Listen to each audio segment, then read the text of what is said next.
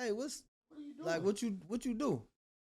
Cause he like, oh, that's a whoopty wop wop wop, and he like looking at it like, oh yeah, feel me? So then he like, like that's a high power competition pistol. That's like a $10,000 gun, and he was like, he didn't tell him he didn't know that. Yeah, he's like, oh yeah. He was just like, yeah, I'm out here just do my thing. Yeah. So after that, then he kind of dove into it. And so now he's into the shit. But wait, how did he get that come up though? Like the nigga, somebody was just slipping. Like they just like didn't know what they had, and they was just selling. I guess whoever was selling it was in a jam, needed some money. Oh yeah. And at the gun show, so it's like a part. It's like, hey, I got this for sale right now. Yeah, feel me? Take it or leave it. See, I don't even know what that life is even like out here in Cal. You know what I mean? Like nigga, that looseness out there where you just like, hey, I got this. Yeah, that's the difference. Dude, that's crap. And this was years ago too. This was maybe. So that's what I would have started going into gun collecting. If I'd have bought a $600 gun, it came out to $10,000. Yeah, for sure. And the dude probably saw him over there shooting. It was like, yeah. So then, and also he had the chick. I guess she just had bread. So once he started getting into it, he went and bought. Got a scar. Like I only see them on Call of Duty. Call of Duty and Fortnite and all that shit. Like he got one of them in his at his crib. And the bullet's like this big. He said he pulled that out. He said somebody tried to give him like a lot of money for that, like on the spot. Like, bro, I'll buy that from you right now. Cause the scar is an FN too, huh? A FN. I'm like this. He said he shot it. When he shot it, he said everybody at the range, and the range is outdoor. It's like you out in the mountains, but like you could hear what's going on. So they heard, and he said, "Folks just drove up." Yeah, like, hey, what you got? What's that? What is that? You feel me? So then he was like, yeah, he stopped bringing it out because he's like, man, I don't want nobody trying to get smoke me, and take that because it's a hot commodity. Up and was like, and out there, this is tactical. You either a fighter, or you a runner, nigga, or no, they either like you go to the grocery store, motherfuckers out there with got the cauliflower ears, and straps. Mm-hmm. So they out there ready to squabble and shoot. Yeah, it's go. Mm-hmm. Yeah, he not no fighter. He probably weigh about 160. He chilling. And then you got fanatics too, because it is gun fanatics that's like, you got something that I've been dying to get. And everybody can't just get a scar. Yeah. Like I was big on the FN FALs, like the FALs. But it's a single shot, you know what I mean? But that's why I used to use in Call of Duty. Oh, so it's bolt action. No, it's not bolt action. It's semi-auto. It's not an auto, but it's accurate than a motherfucker. Yeah. Like it pop, pop, pop. And I used to use it on Call of Duty, but them motherfuckers is so damn expensive. It was like, what? I can't justify getting this goddamn gun. And then I saw a scar somewhere, and it was way bigger than what the fuck I thought it was. Like I was like, I thought it was like the size of a AR or AK. That motherfucker is chunky on the back end. Like, oh yeah, this is like some real deal. Fuck. I've collected like what I've got like say 8, like three long, 3 shorts. You know what I mean? And then I got a lever action. I do have a lever action Henry 357. Yeah. But it's not side loading. I want the side loader. This one you got to take the tube out. That's a super collectible right there. You find that's rare. Yeah, and so only reason why I got on that was I was at SpaceX and my boss was like into Westerns. He was like into Westerns, and he was like, oh, I got me a such and such. And I just started looking, and I just got interested in just the lever action. Like, okay, I'm going to give me one of those one day. Ended up getting it. Yeah.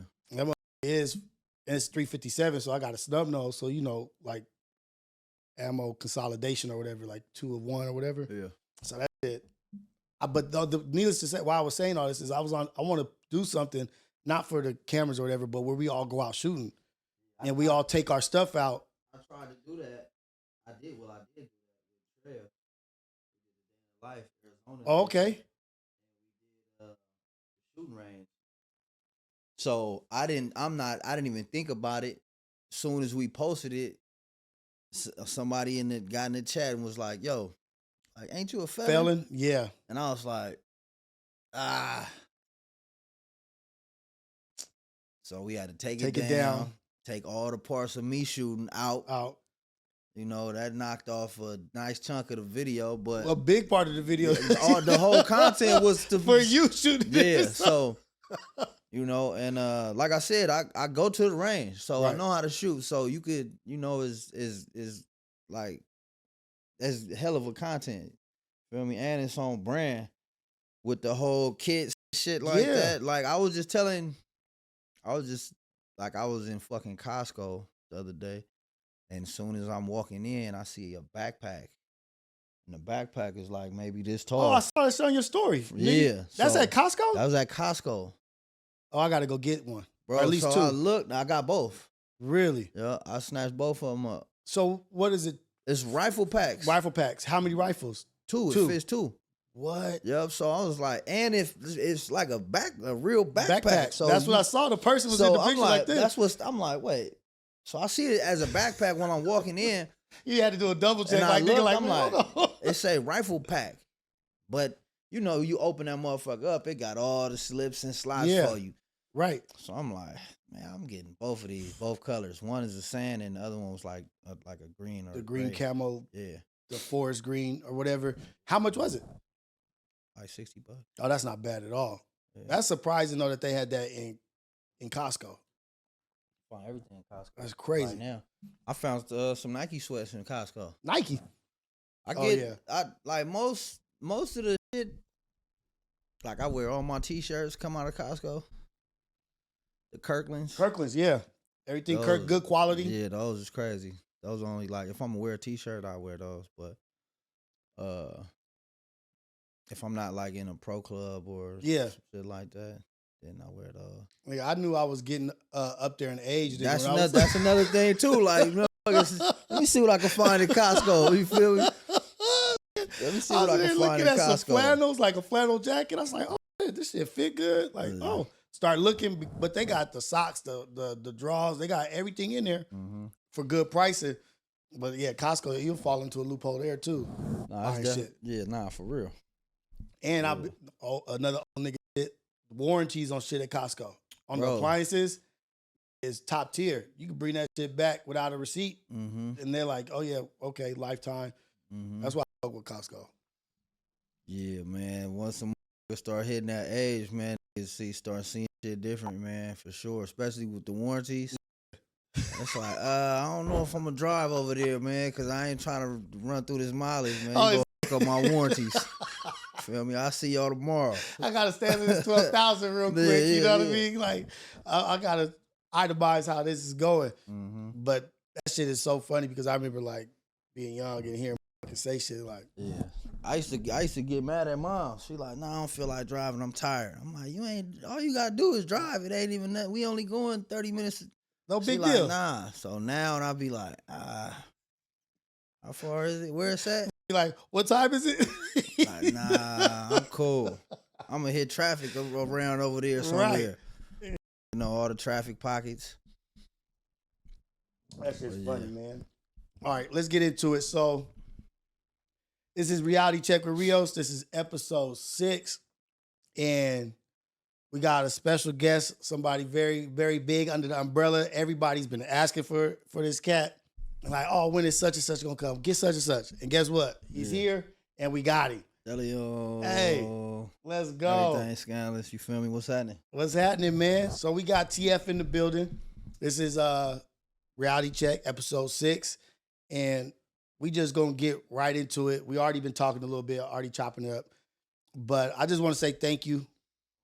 I appreciate you coming first and foremost. I appreciate you coming through, sliding through, and paying respect and like coming to do this. This ain't something you have to do. Second of all, I want to say congratulations on all of the success through your career, but recent success also. Like, I feel like right now you on like a run, with Bounce Rock, South Coast Plaza, I'm a Dog. You just killing it right now. You know what I mean? And it's like, I'm like, I know that nigga. I met him. You know what I mean? Like, he under the shit that we doing. And so it's like a proud moment, you know what I mean, from a brother to another brother. Like I see somebody in their element doing their thing, succeeding and doing a good job. So congratulations, man, on what you're doing. Thank you. Keep killing it. Likewise, too. Oh, thank you, man. What's next? Well, those records, those are just like rollout records. That was an EP. Me and Mike Summers. Shout outs to Mike Summers. He produced that whole EP. It's a 4-song EP. Okay. We actually was gearing up to do an album, and he sent me a pack of beats. So I was going through the beats, and South Coast Plaza was the one that stood out. So I took that out, and I was like, I sent it back to him like, yo, I need about 12 of these. I need 12 more of these, dog. Mm-hmm. So I just started sending him references, and he was sending them back. And, you know, by them being like classic sounds, and, you know, like, we redoing classic records. That's what I was going to, don't talk too far. I was going to bring this up in the interview. It's because I'm tripping off of this shit because we got George Clinton. Mm-hmm. We got Goody Mob, mm-hmm. Phil Collins, mm-hmm. De Leon, Bone yeah, Thugs. Yeah. That's on Feeling the Power. Yeah, like, I'm like, this dude got a real catalog of like, your taste in music is broad. It's mm-hmm. like, it's not singular. Yeah, so yeah, with Feeling the Power was all over the place. Not really all over the place in the sense to where like I was just putting shit together. It was all over the place because that was my first time recording sober. Oh, what? Yeah, that whole album process, recording process was different for me because I was sober. That was my first year sober. Really? I was really like, I started recording that in March, so I was 3 months sober. Wow. So yeah, so I was trying to figure out, you know, which angles and which sounds I was, cause it's a whole different process when you going in there shaded. Yeah. And you in there shaded. The creative process is a whole different world. You feel me? So you going in there and it's just, I'm just sitting in there like fresh, free. Yeah, like what am I supposed to do? What am I feeling right now? Yeah, it's crazy you say that because that was the first song I recorded. I could feel it. I could feel it. Yeah, that was the first song I recorded, and that just so happened to be the intro to the album. I can feel it. So let me just. Oh wait, let's not get to. So you were talking about Mike Summers. So the 12 that you have, are you still sitting on those? Yeah. Oh, yeah, so they ready to go. Ready to go. They ready to go. Those ready to go. So back to what's next. So he sent me these beats like 5 months ago. So I've been sitting on all this shit like for a minute. Yeah. So, but like I said, these is like I can't do bullshit. I had to figure out how I'm gonna approach these records. I had to figure out pockets. Right. You know, like, you know, I'm like, damn, how can I approach this shit without fucking it up? Because you know you got something valuable on your hands. Like, nigga, this is and it. It's a classic sound. So when it come, it gotta come heavy. Right. It gotta be heavy because it's already familiar to the people. It's like you don't want to hear it and be like, hey, fuck that up. Yeah. You feel me? Hey, we recording. Let me hit him up.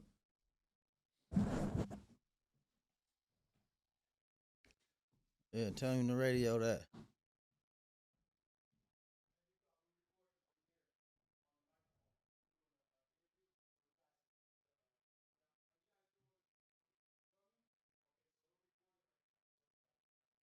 Yeah, shut that shit up.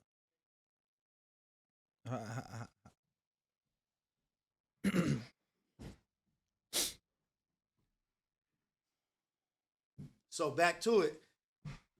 So yeah, you got that valuable. You know, you got the bag. You got something, that pot of gold right there. So and like I said, it's about 12 to 15 of those.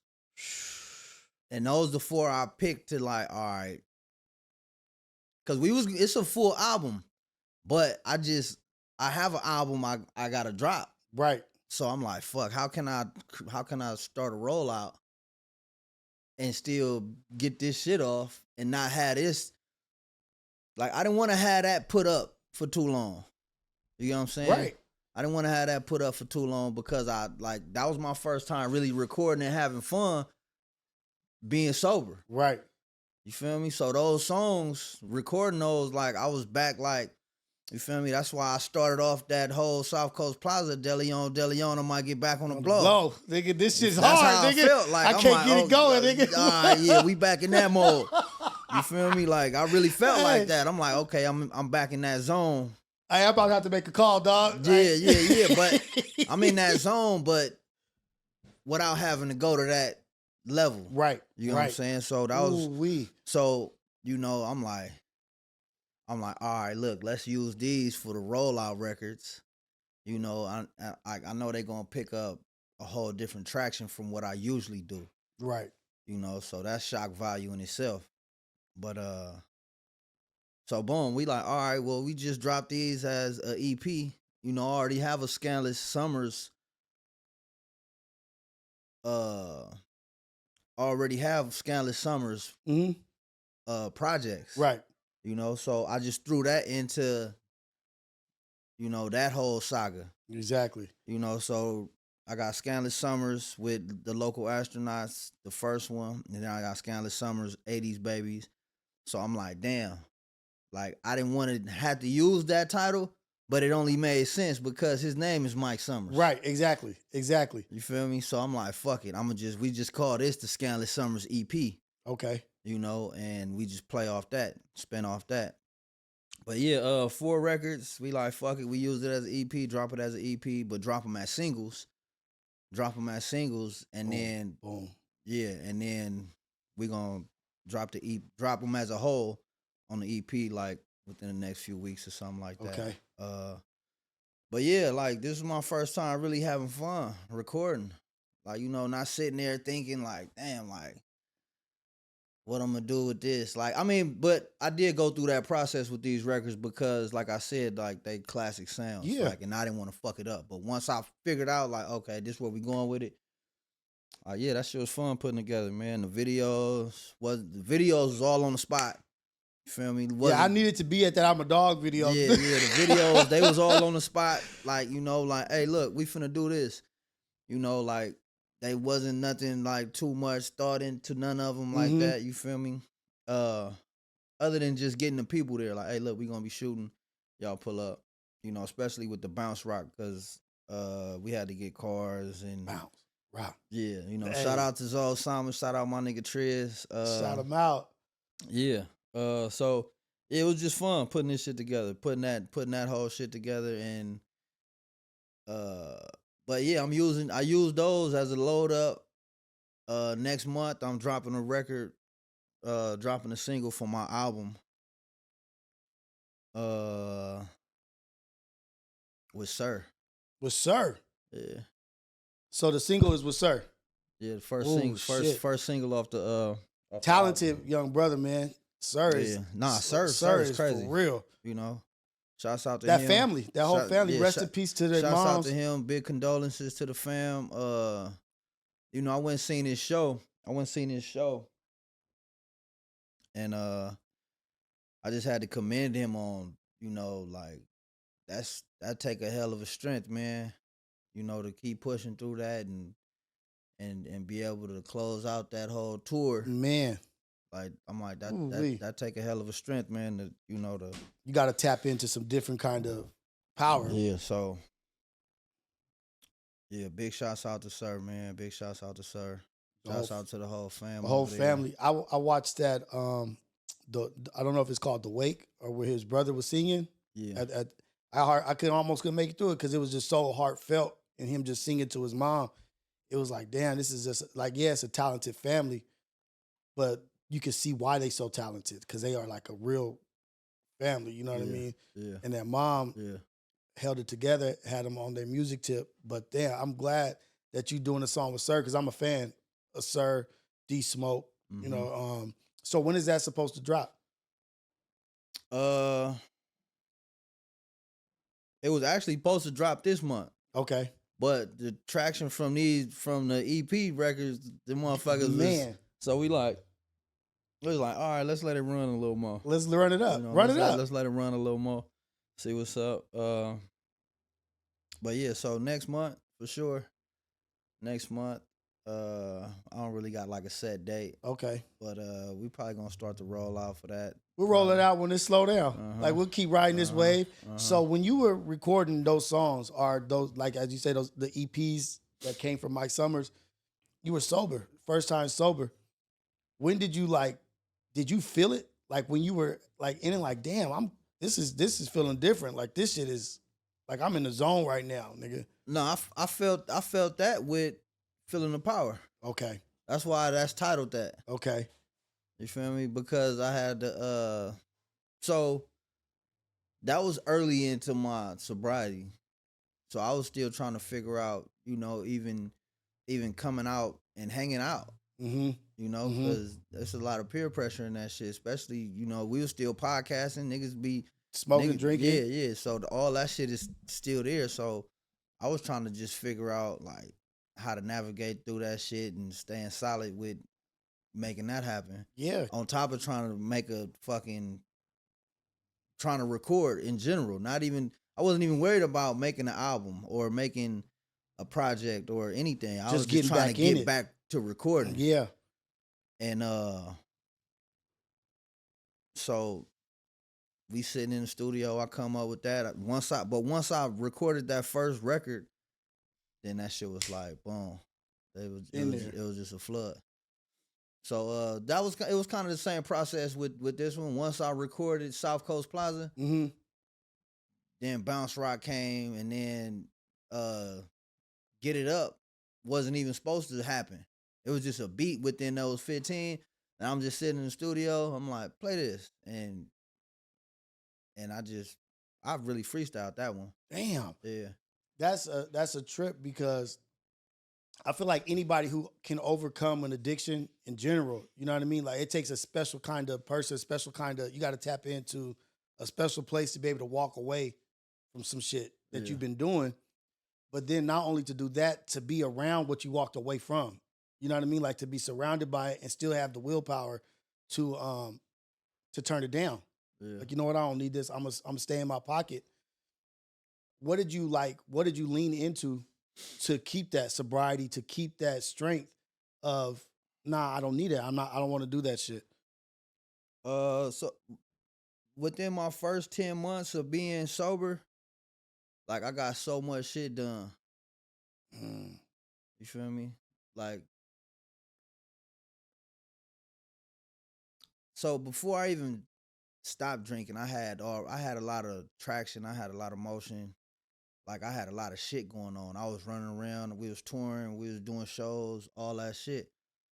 But once I stopped drinking, that shit just skyrocketed. Yeah. Trajectory just went up. Yeah, it was just so many different doors that opened up. I was like, damn, like, and nothing changed. I just stopped drinking. You feel me? Like I just cut everything off, and then it went this way.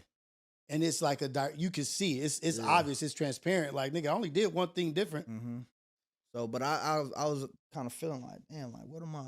Like everything is clicking, but like that shit not hitting right. Okay.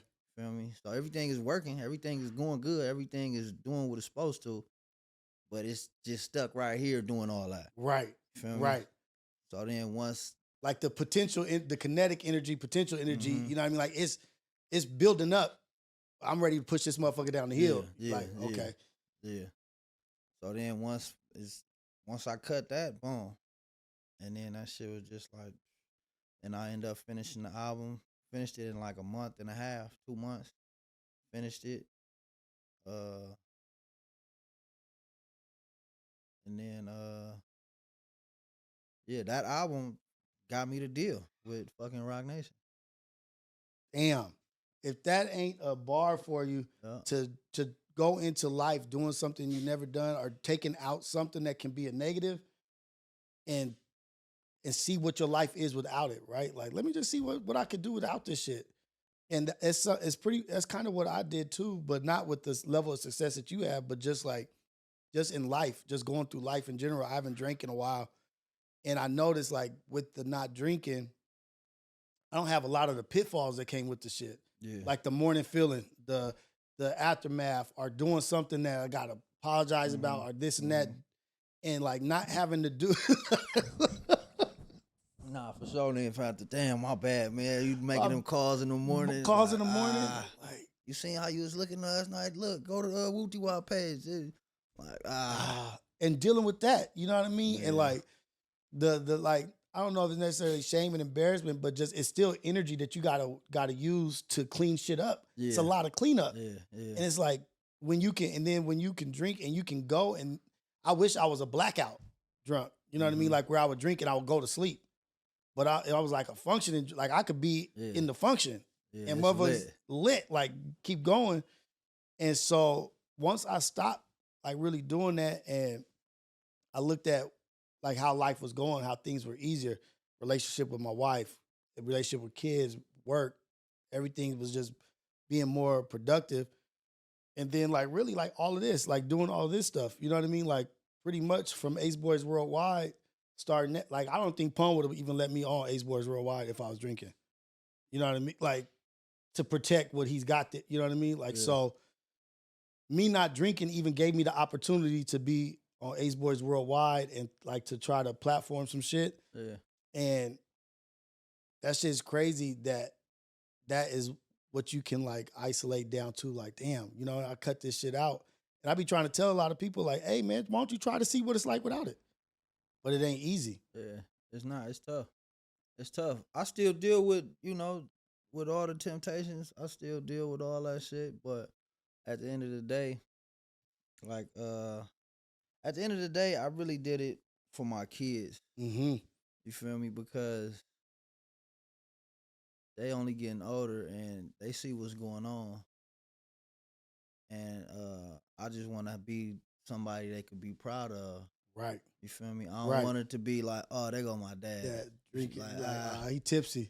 Feel me? Like, nigga pop up. They like, oh, there go yo. They like, like, let's go over here before that nigga see us. Like, nah, I want niggas to be like, oh shit, there go my pops. Come here, like, hey, like, you feel me? Right, proud. Yeah. And that was my daughter. She on 4th of July, I think it's 2 years ago. She hit my wife. My wife was up north. We celebrating 4th of July, and my daughter hit my wife. Was like, hey, I think dad is tipsy. Yeah. And I wasn't even drunk, but I had been drinking, but my wife hit me up, was like, hey, Zaya's called me, said she thinks you tipsy, which fucked me up because it was like, oh shit. She knows, like she's gonna get there. It's gonna get there. Yeah. She's aware already, and I'm still in a little bit of innocence from my daughter. Nigga, for her to have to be parentified or in the level of like, oh shit, let me call mom before this nigga gets here, or he's here right now. Let me call moms. And it was like, that was the moment where I was just like, nigga, I'm done. Yeah. Because I don't ever want, I've been that kid that looked to adults that was like, and I felt like she saw me a little bit in that light. And I was like, no, I got to cut that shit out. So kids will be a driving force in a lot of shit. Nah, for sure. I stopped drinking on my son's 18th birthday. Really? Yeah. Okay. So that it's a whole lot that had to do with it. That played a part in that. Yeah. But it's definitely the kids. You feel me? It's definitely me dealing with my personal shits. Yeah. You feel me? But yeah, for the most part, it was for the youth. For the youth. How old is your son now? He gonna be 20. 20. Yeah, my oldest son is 18. He'll be 20 December. 20 of December, oldest son 18. It's a beast because it's like you had touched on. You're like, nigga, it's a constant battle. It doesn't disappear. And I was saying it takes a special kind of power because when you go to sleep, when you wake up, that monster is still at that door, nigga, ready to go to battle, nigga. Yeah. Like it's waiting, like, nigga, how you feeling today, nigga? You ready to jump in or what? And so it's like, don't ever I tell you, like, don't ever feel like you over it. You know what I mean? Like, oh, I could play around. Or I could touch on this. Nah. 'Cause that nigga gonna come back 10 times 10 stronger. times. 10 times stronger, for sure. You know? That motherfucker, like, it go from a monkey on your back to King Kong on that motherfucker. And beating your ass. Yeah, like, what's happening? You feel me? You thought you could play this game, huh? Look at you now. And so let's go into coming out of COVID. Me and my family, me and my wife, coming out of COVID, I had like a feeling, you know what I mean? Like that I could just feel it in the air. Like I like really could feel like a different energy, a different vibration that was happening. And for a long time, I had patiently waited, you know what I mean, outside of my criminal, like at a young age, criminal, I was doing thirsty shit. But as an adult, I was just patient, you know what I mean? Like watching people get it, watching people do these and like bubble and not speak a word or be like negative, like, oh, damn, why the fuck? I just waited my turn or was patient and I could feel it. I said, damn, babe. I was like, can you feel like a change for us? Like for our family or for like people we fuck with? Like I feel a difference in the air. And she was like, I kind of do. And I was like, I think our time is now. And I say that to say, you said your first song was I Can Feel It, right? Yeah. And nigga, that song resonates with me so much. And like, I wanted to talk about it. Can Feel It is like, give praise to the most, send prayers to the lokes that ain't getting out, never coming home. Took those years to the chin and didn't fold. Yeah. That's love, nigga. Like niggas like didn't fold. Like you waited your turn, like nigga. And on Crip, only way out is blood, nigga. Heard there was diamonds in the mud, so I dug in it. Like this shit like was really like speaking to me like, nigga, like people always speak about the glamour. Niggas don't speak about having to go through the trenches to get to where they went to. I was solid. I was happy with the crumbs given. Yeah. Nigga, like yeah. You feel me? I kept it solid. I was happy with them crumbs. I was happy with them crumbs. Nigga, I wasn't complaining. Mm-hmm. Like, and it speaks volumes to me. And it's like, I was happy with the crumbs given. Years later, I'm on a legendary run, nigga. Like, what is that? What, like, you got to talk to me about that, how you started that, nigga. Yeah, I feel the power. It's been looking, nigga, it looking like it's ours, nigga. Like, I'm feeling the power. Talk to me. Because when I'm telling you, when I heard that shit, I was like, nigga, this is what I felt, but wasn't able to express this shit. Yeah. You know what I mean? Like, nigga, patiently waited, nigga. I didn't complain. And I was in the trenches, in the gutter, nigga. And now look at me, I'm on the legendary run, nigga. That's the process. You feel me? That's the, that's the process that motherfuckers be scared to go through. You know, like, and you hear about it all the time, like, oh, you look up and 5 years then went down. 5 years then flew by. You feel me? And then you like, damn, I should have just took that step. Feel me? I should have just took that step. Yeah, it would have been ugly. Yeah. You know, like, you would have just been figuring it out. Like, nah, I'm cool. I don't want to do that. I need my shit to be already established before I take that step. Right. You know, motherfuckers be scared to take them beginning stages. You know, you got to go through, like, it's going to be ugly. It's going to be ugly. It's going to be ugly.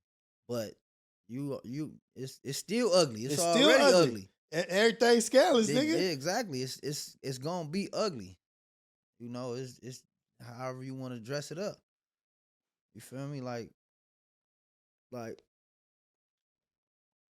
it's like painting. You feel me? It's like painting. Like what you gonna do with this picture right here? I mean, what you gonna do with this canvas? How you gonna let the people how you gonna check your reality? Right. When you gonna put your reality in check? Right. You feel me? Cause this like I was saying, it's ugly. But you could check that. All right, let me throw some makeup on this motherfucker. Right. You feel me? Let me throw some makeup on this motherfucker. Let me adjust some shit here. Yeah. Make it livable. Mm-hmm. Make it worthwhile. And then once you finish painting this canvas, you can step back, and be like, let me paint some more of this Yeah, shit. You exactly. feel me? Let me read. You could just keep going. Keep going. Just keep painting. Keep painting. Those you come across a new color. Let me see what this do. You come across a new, but you could, nigga, you got unlimited colors over here. Unlimited, like you the master of your destiny. Mm-hmm. Like you the master of your life, and what you is how you look at it. So you could, whatever you paint, it's gonna sit there till you paint some new shit. Paint some new shit. Yeah. And that, like, do you think through the ups and downs of your life, right, the good and the bad, led you to where you are right now? Yeah, hell yeah. I tell motherfuckers this all the time, like if I wouldn't have went to jail that last time, I'd probably be a whole nother different person. Probably be, it might be ugly for me. I'll probably be still in there. Yeah. But however it happened, I came out of that with a whole nother understanding on everything. What was it? What was it about that stint, that section, that chapter that did that?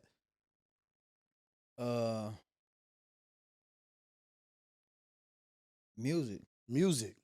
I wasn't rapping, but I could. Mm-hmm. So when I went in there and I just had unlimited time, I'm like, man, what the fuck? Fuck it, I'm gonna rap.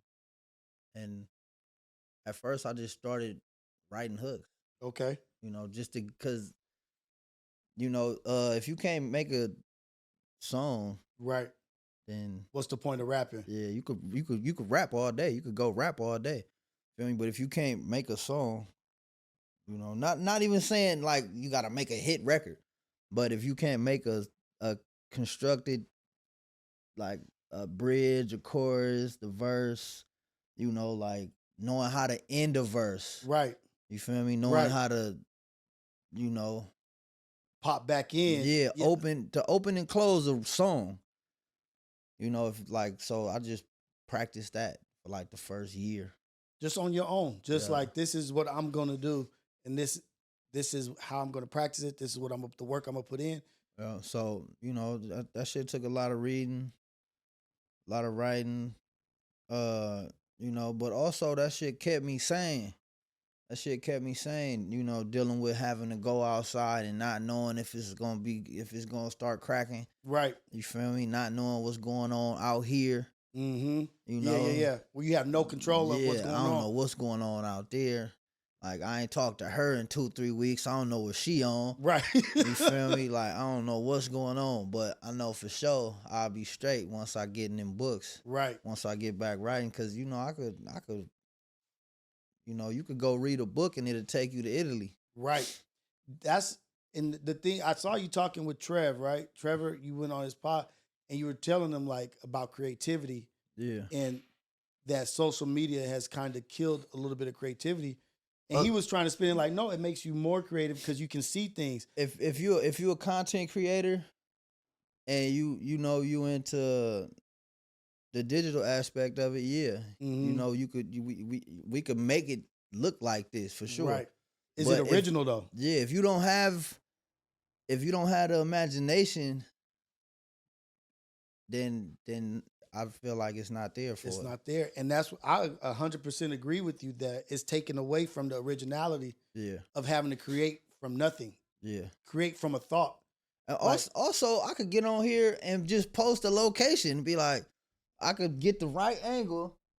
Like, I could use this angle right here. Yeah. The right angle and be like, oh, yeah, we in motherfucking Cabo. You feel me? And tag Cabo. Tag the pin Cabo. Right. And boom. We in Cabo. Cabo, you been good. You feel me? I'll be back in a week. Right. Whole time, nigga, at motherfucking Cal Poly.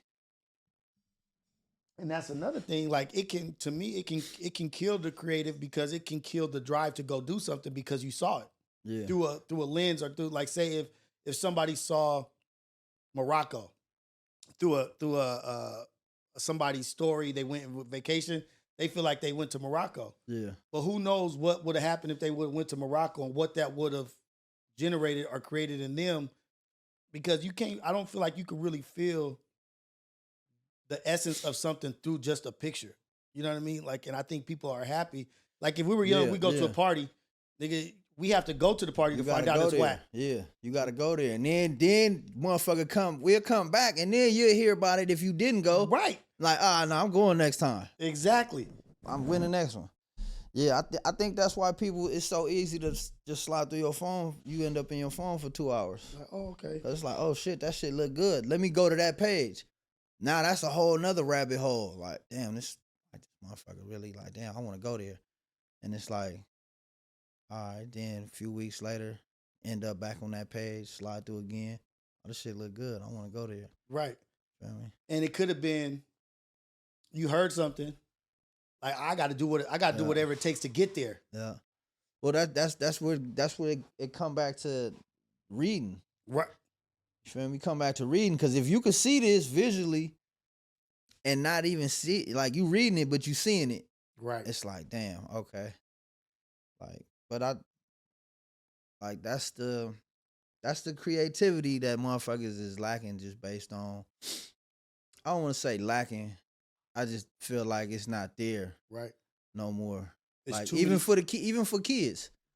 You feel me? Especially absolutely. for kids. Absolutely. Even more so for them. Yeah, especially for kids, because like everything is, even the homework they send at home now is like, just click this, this. It's no paper involved no more. Mm-mm. Like, math is all the way left field now. I don't even know how to do the math now. It's like, wait, how did you get that? That's just 1 + 1. Yeah. Why did you do all Why'd this? you do all? It's 6 stages to get 1 + 1. Instead of just writing, they want you, like, I don't know what's that about. Now you got Terrence Howard saying 1 + 1 8. Yeah, nah, for real. Like, it's quantum physics and all this. Like, and I it's like beyond me. You know what I mean? Like, I don't know, but I just feel like it's beneficial to teach the basics. Nigga, like subtraction, addition, and this is how you get that. Nigga, you subtract this from that, and this is what you get. Yeah. But they like doing all this like problem solving, like I don't know, I don't get it. You know what I mean? But it's taken away from, I think. So that's why I was saying that. I was saying that to say it's kind of discouraging. And then then you give them the iPad, and now it's like, okay, this looks a little easier for me. Right. Feel me? This is a little easier for me. So I'ma just, now it takes away from the, I don't know, it's I don't know if I'm wording this right, but I just feel like it's I don't know. Like, it's not making them, well, I don't know how to word it either, but I think it's not making them independent. It's not making them self-capable. You know what I mean? Boom, Like, there it is there. Because now I got to figure out, I got to ask you. mm-hmm. I got to ask you, and now you don't know how to do this shit. So now I'm like, all right. So now we revert to Google. Now we going to YouTube. AI. This is Yep. So it dumbs you down. Mm-hmm. Like, it dumbs down your capabilities. Mm-hmm. Like, even, okay, like we could talk on like your kits, right? Like putting your kit together and knowing, and I'm going to ask you also how you got into that and what triggered that part, but having your kit and knowing how to survive or having the skills, like, people think that they're going to, if some shit hits the fan, you're not going to be able to go to the internet and figure out how to jump a car or how to hook your generator up to your box so that your house can run on solar power or whatever generator you have. As I, like you said, reading. If you ain't got a book on survival or on what to do or how to tie knots or how to do this, you shit out of luck. Yeah. You're going to be dependent on other people. Bro, people don't know how to do, I want to say 90% of hands-on type shit. Maybe more, nigga. Maybe more. Maybe 98% shit. You feel me? Like, and it's crazy because it's like, damn, where you been at? You know, this internet shit ain't been around that long. Mm-mm.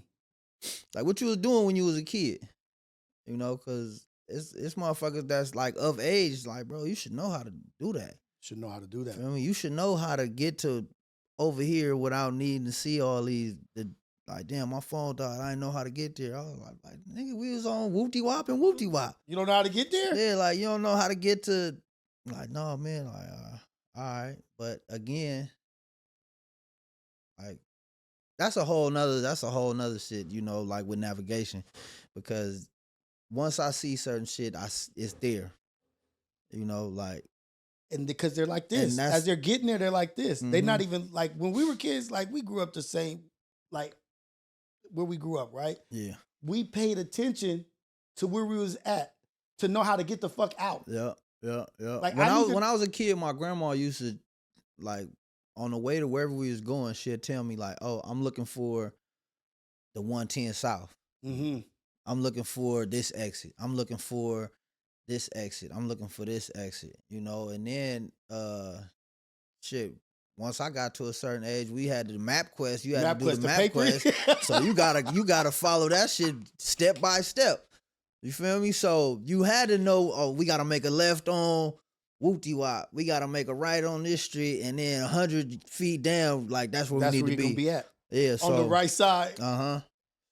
So I do that now with my daughter.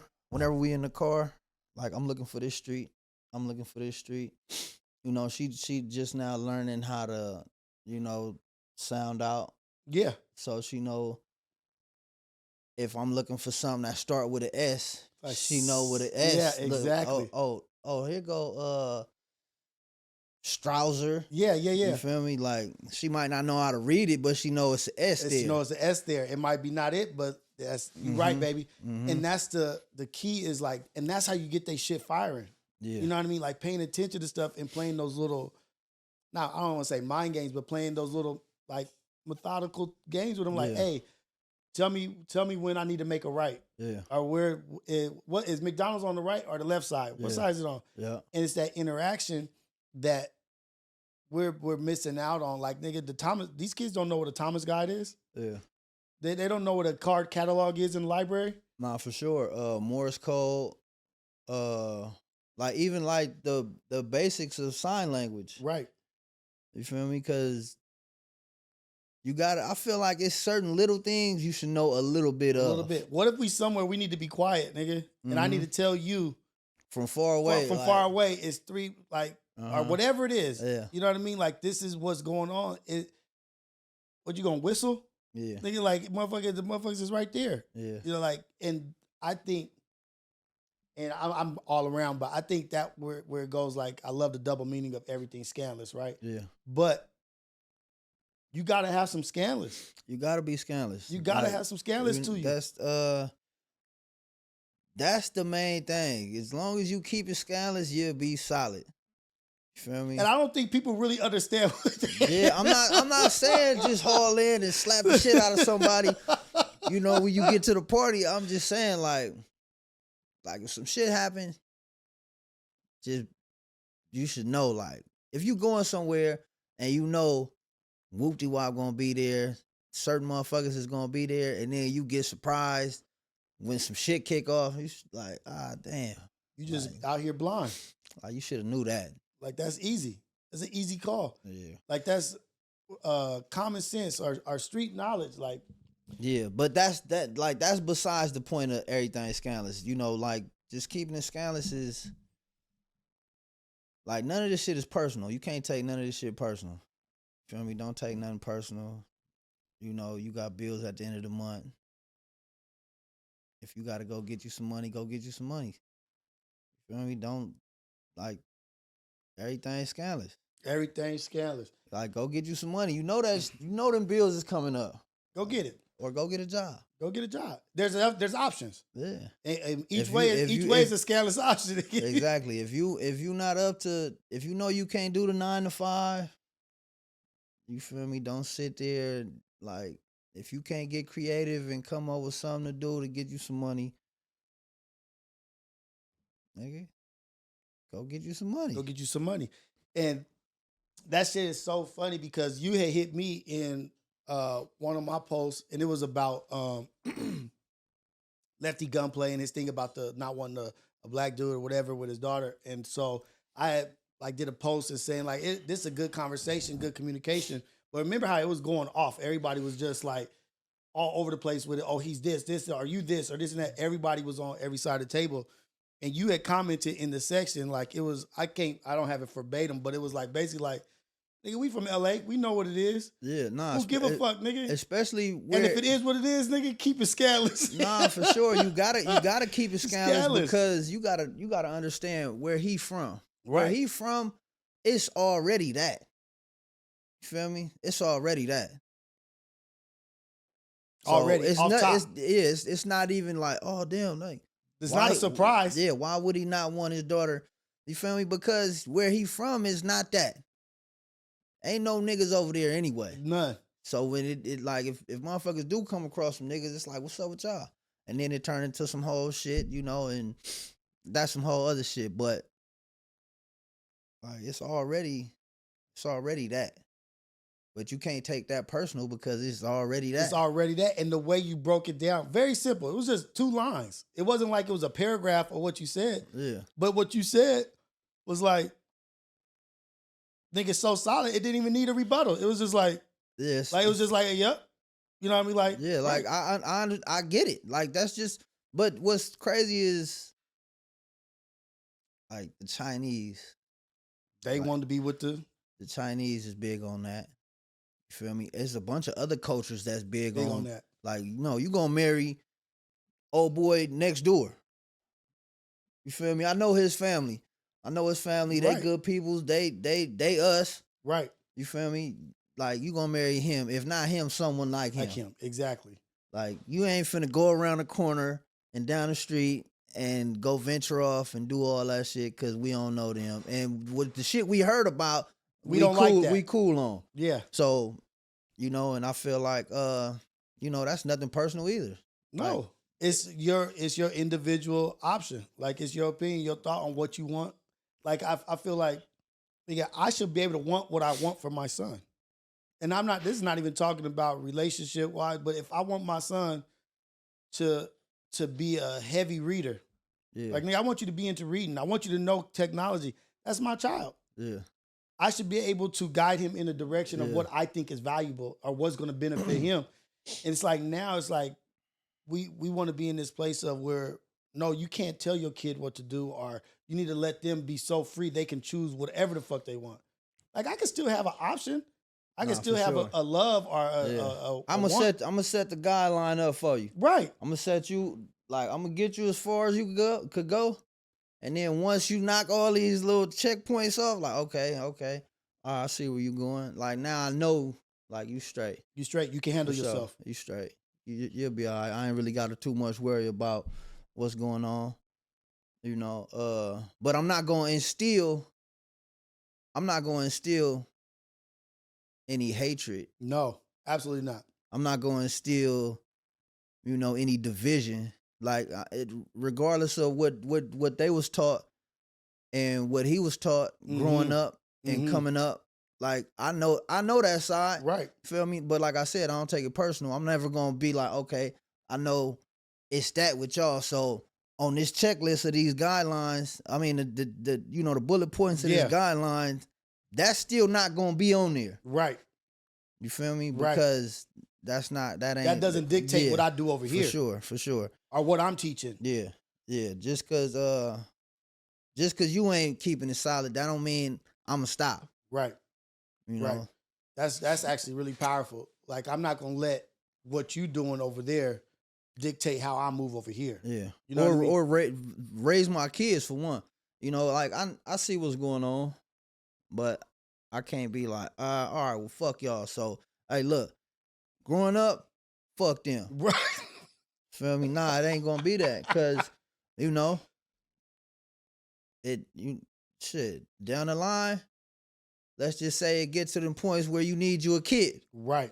Who gonna have a kid? Who gonna have a kid? You feel me? That come down to who got the kid. Like, hey, like, I know it was ugly last week, but we need a kid. You feel me? Like, nah. We'll get back to that like next week. Yeah, you feel me? So that's burning bridges too. Yeah, you know what I mean? Yeah. Like, motherfuckers getting into the habit of burning bridges because they ain't needed somebody yet. Yeah, for sure. A lot of motherfuckers feel like they don't need nobody. You know, everybody feel like you could do it on your own. Like, even the motherfuckers who look like they did it on their own, they had, I don't give a fuck if it was a piece of a person. Nigga, you needed that. You needed that. You feel me? That wasn't you. You need, you can't do it on your own. You need support. There needs to be support. That's the whole somewhere. point of the kit. That's the whole point of the kit. You feel me? Yeah, I'm on my own, but nigga, look at this motherfucker right here. Right. Nigga, it's gonna be some shit in there. Like damn, that nigga got tweezers in there. Like, for real, like nigga got tweezers and thread. Like, yeah, nigga, like what you doing? Like but that just come from just being out. You know, niggas ain't never had to drink out the water hose. Right. You feel me? So. And the funny thing is, niggas never complained about the water hose. Nah, that shit was fire. Fire. You feel me? Like, man, go. Ain't nothing in the fridge. I'm finna go to the water hose. Motherfucker cold as fuck. It's 2 in the morning. 2 in the morning, nigga, at the water hose. At the water hose.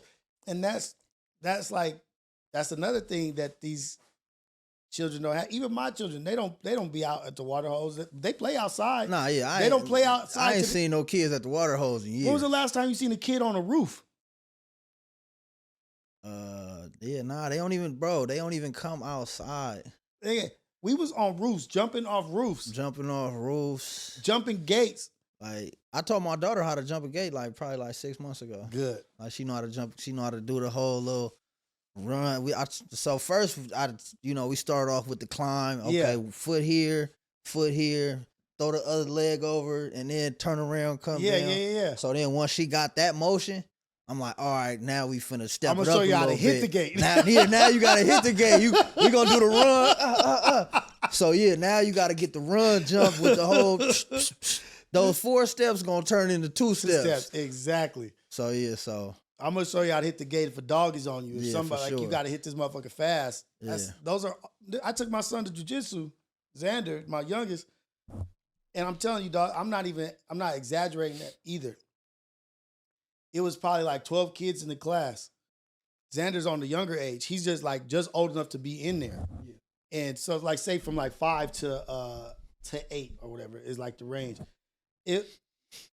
7 out of the 10 kids couldn't do a somersault. And I'm not talking about jump and flip. Yeah. I'm just talking about, like in jiu-jitsu, how you do your drills. Yeah. They do their knees but just on your hands and you just roll over. Yeah. Kids was like trying to figure out how to do a rollover, nigga. Yeah. I was like, oh shit. And I was looking at my wife, because I had already told her, I was like, this nigga Xander is kind of like advanced with his physical shit. Yeah. And I was looking at her, I was like, yeah, kid, that's because it get back to the iPads and the YouTubes and shit like that. YouTubes is really raising the kids now. Like, right. Like, I'm gonna be in here doing this. Here, take this. You feel me? Right. Here, right. Take this. Go put the TV on.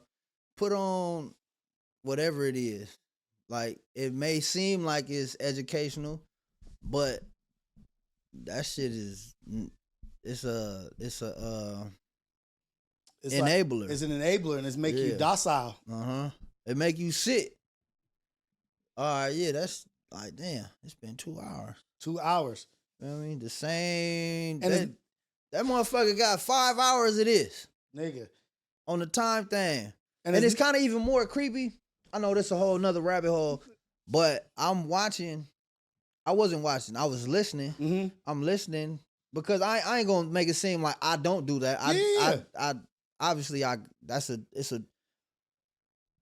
it's needed. It's a necessity at a point. Yeah, at some point, it's a necessity. For sure. So I'm listening, but it's not like I'm like, here, get out the way. Right. You feel me? I don't got no time for you. Yeah. Just get over there and do that. Yeah. So I'm listening. I'm doing what I'm doing, but I'm listening to what's going on. And some weird shit popped up. And it was happened to me too.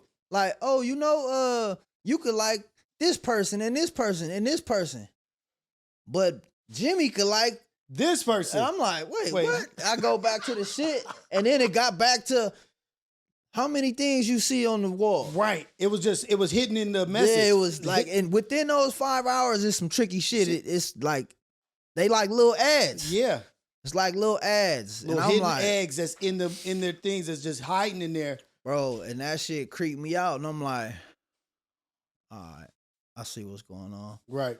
Like as much hands-on as you think you are, you got to stay on them guidelines for sure. Like, you know, don't let cause they got a slogan, man. We coming for your, you know, coming for your babies. And that, when I seen that, and I had already heard that, I heard it, you know, I heard about it, you know, just through social media, like, in Texas they got this going on, or they teaching this at, you know, certain schools and shit like that and this and that. So I'm like, damn, that's kind of crazy, you know, but I never on the spot witnessed it. And I seen that shit and heard that shit, and I'm like, and I rewinded it, and I'm looking at because I only heard it the first time. Right. Then I'm watching it, and I'm like, they cold. They cold, because it's purposely placed, and they know who those videos are for. And it's the fucked up, like, not the fucked up thing, but one of the fucked up things is, it's like, say if a kid is watching his iPad for 2 hours, it's not like he's watching a 2-hour movie. Yeah. They watching 100 things in those 2 hours. It's 2 minutes of something, 30 seconds of something. And they just going from, so their attention span is getting, kids already have a small attention span, but it's getting smaller and smaller. They don't have to watch commercials. They show is just fed, right back to them. Like, I could see if you was watching a 1 hour educational program. Yeah. But no, it's even if it's educational, it's 2 minutes about gyms, 2 minutes about this, 2 minutes about that. It's just giving you bits and pieces of the breadcrumb that goes along. And in there, like you said, there's those little commercials. My son was doing something, and me and my wife was in our bed. He was in his room, and we just like had our TV off. And I'm just like, I can't remember exactly what it was, but both of us at the same time was like, you heard that? Xander, what are you watching? Yeah. And we went in there, and it wasn't on there. It bounced back to regular scheduled program. Back. Like, I couldn't even go back to, like, you could go to rewind. You gotta, or it'll be a real ad. It'll be a real ad. Yeah. Like, pop up and bro, that shit is crazy. That shit is crazy. That's a trip, man. Yeah, so after that, like, I'm like, yeah, we only doing animals. We only doing animals and, you know, like, shit like that. Right. Like, we not doing the National Geographic. Yeah, we only doing, that's only on the iPad. It's only National Geographics, anything involved with animals. Everything else, like, we got to get back to hands-on. Hands-on. You feel me? Because if you think you finna, like, hey, like, put this on, it's going to teach her the shapes and shit like that and all that. That's what, you know, like, all right, here, put this on. Go check that out. You feel me? That's just, dude. And I built the lemonade stand with my son. So I had went and got like the one thing in my toolkit that I was missing was like all woodworking stuff. I had no woodworking, no saws, no sawzalls, no anything like that. Yeah. Nail guns, staple guns. So I went and got like a pack from Home Depot, and I had took a bunch of pallets. We'd be throwing away a bunch of pallets at work. Yeah.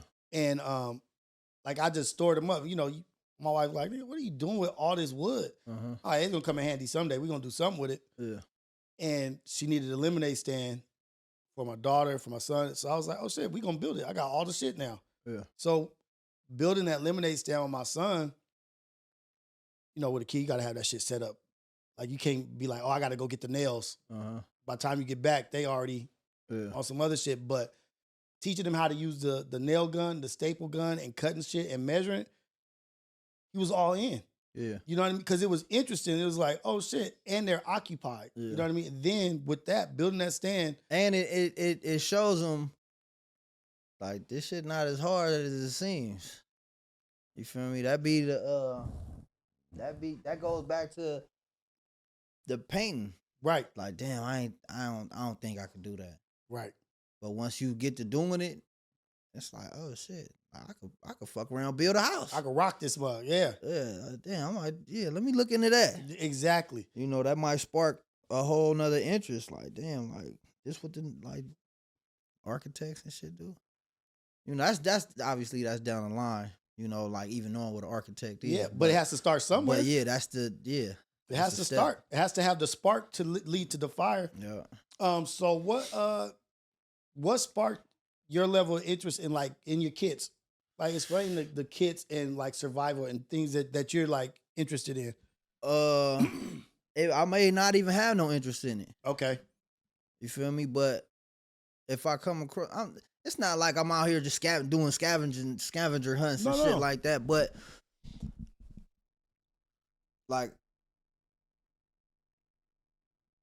I just know if it's ever ugly, I know I could go right here and like, all right, I'm straight. Right. I'm good.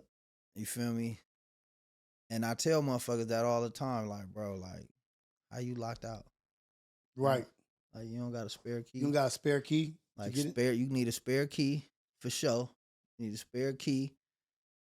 Nigga, you like water is super, super, super vital.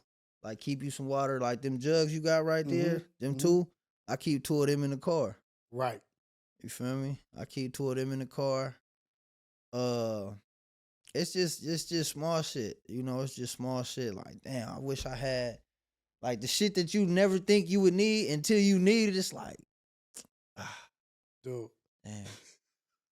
You know what I'm saying? Have you ever? Do you got any old like uncle or somebody in your family that kept a mason jar of different nails and screws? Yeah. And as a kid, I was like, "The fuck you keeping all this shit for?" Yeah. Now, as a homeowner or whatever, my father-in-law had this shit. I was like, I'm about to throw this shit away. And then there was one day that I was doing something, and I was like, "Oh shit! I saw this." Yeah. Exact thing that I know exactly where it's at. I know exactly. Yeah. So I've gotten into the nature or the habit of like even like say if you're building like your TV stand and there'd be like some leftover screws. Yeah, them going right in the drawer. Right in the drawer. Yeah. The junk drawer. My grandma had a junk drawer, but now I got like my little man. It'd be an Allen wrench that's left over or whatever. I keep all that shit. Yeah, that's getting collected. It's getting collected because you never know when you need it. Yeah. And for people, sure. But like it's more like rope. Right. Like, you think like, oh, what the fuck I'm gonna need some rope for? Just for 1,000 things. You feel me? For 1,000 things. Hopefully I would never need to use this rope. Right. But I got some rope. I got about 300-400 feet of rope. That you got on it, like in my truck. I got it right under my back bench seat.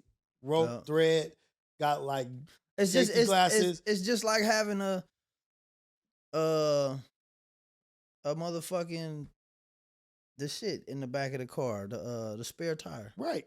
That's basically what it is. Preparation. Yeah. Prepare for if something go wrong. Yeah. If this don't go right, tires don't last forever. Yep. I got the whole. You got a whole kit under the. You know, if your tire fuck up, you got the spare kit. The spare kit.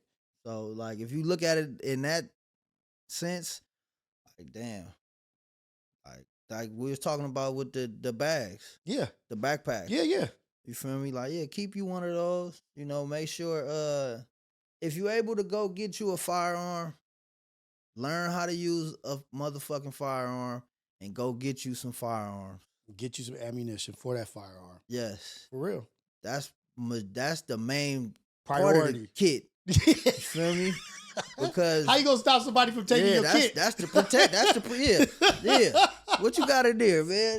I know you. Oh, you ain't even got one of them. So let me get the rest of that kit.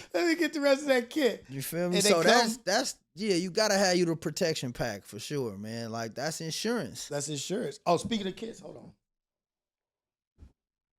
That's insurance. Yeah. You know, it's like, man, if it ever get ugly, I know I'm good. So people be thinking I'm crazy. But this is a gift for you. This is a kit for you. Yeah, hell yeah. Good looking. But like I have like little things in there, like even like little packs of water. It could be only 8 ounces, but it's what you need. These see, that's what I'm talking about. Like these the kits. You feel me? You gonna need you a good poncho. You gonna need you feel me? You gonna need a good poncho.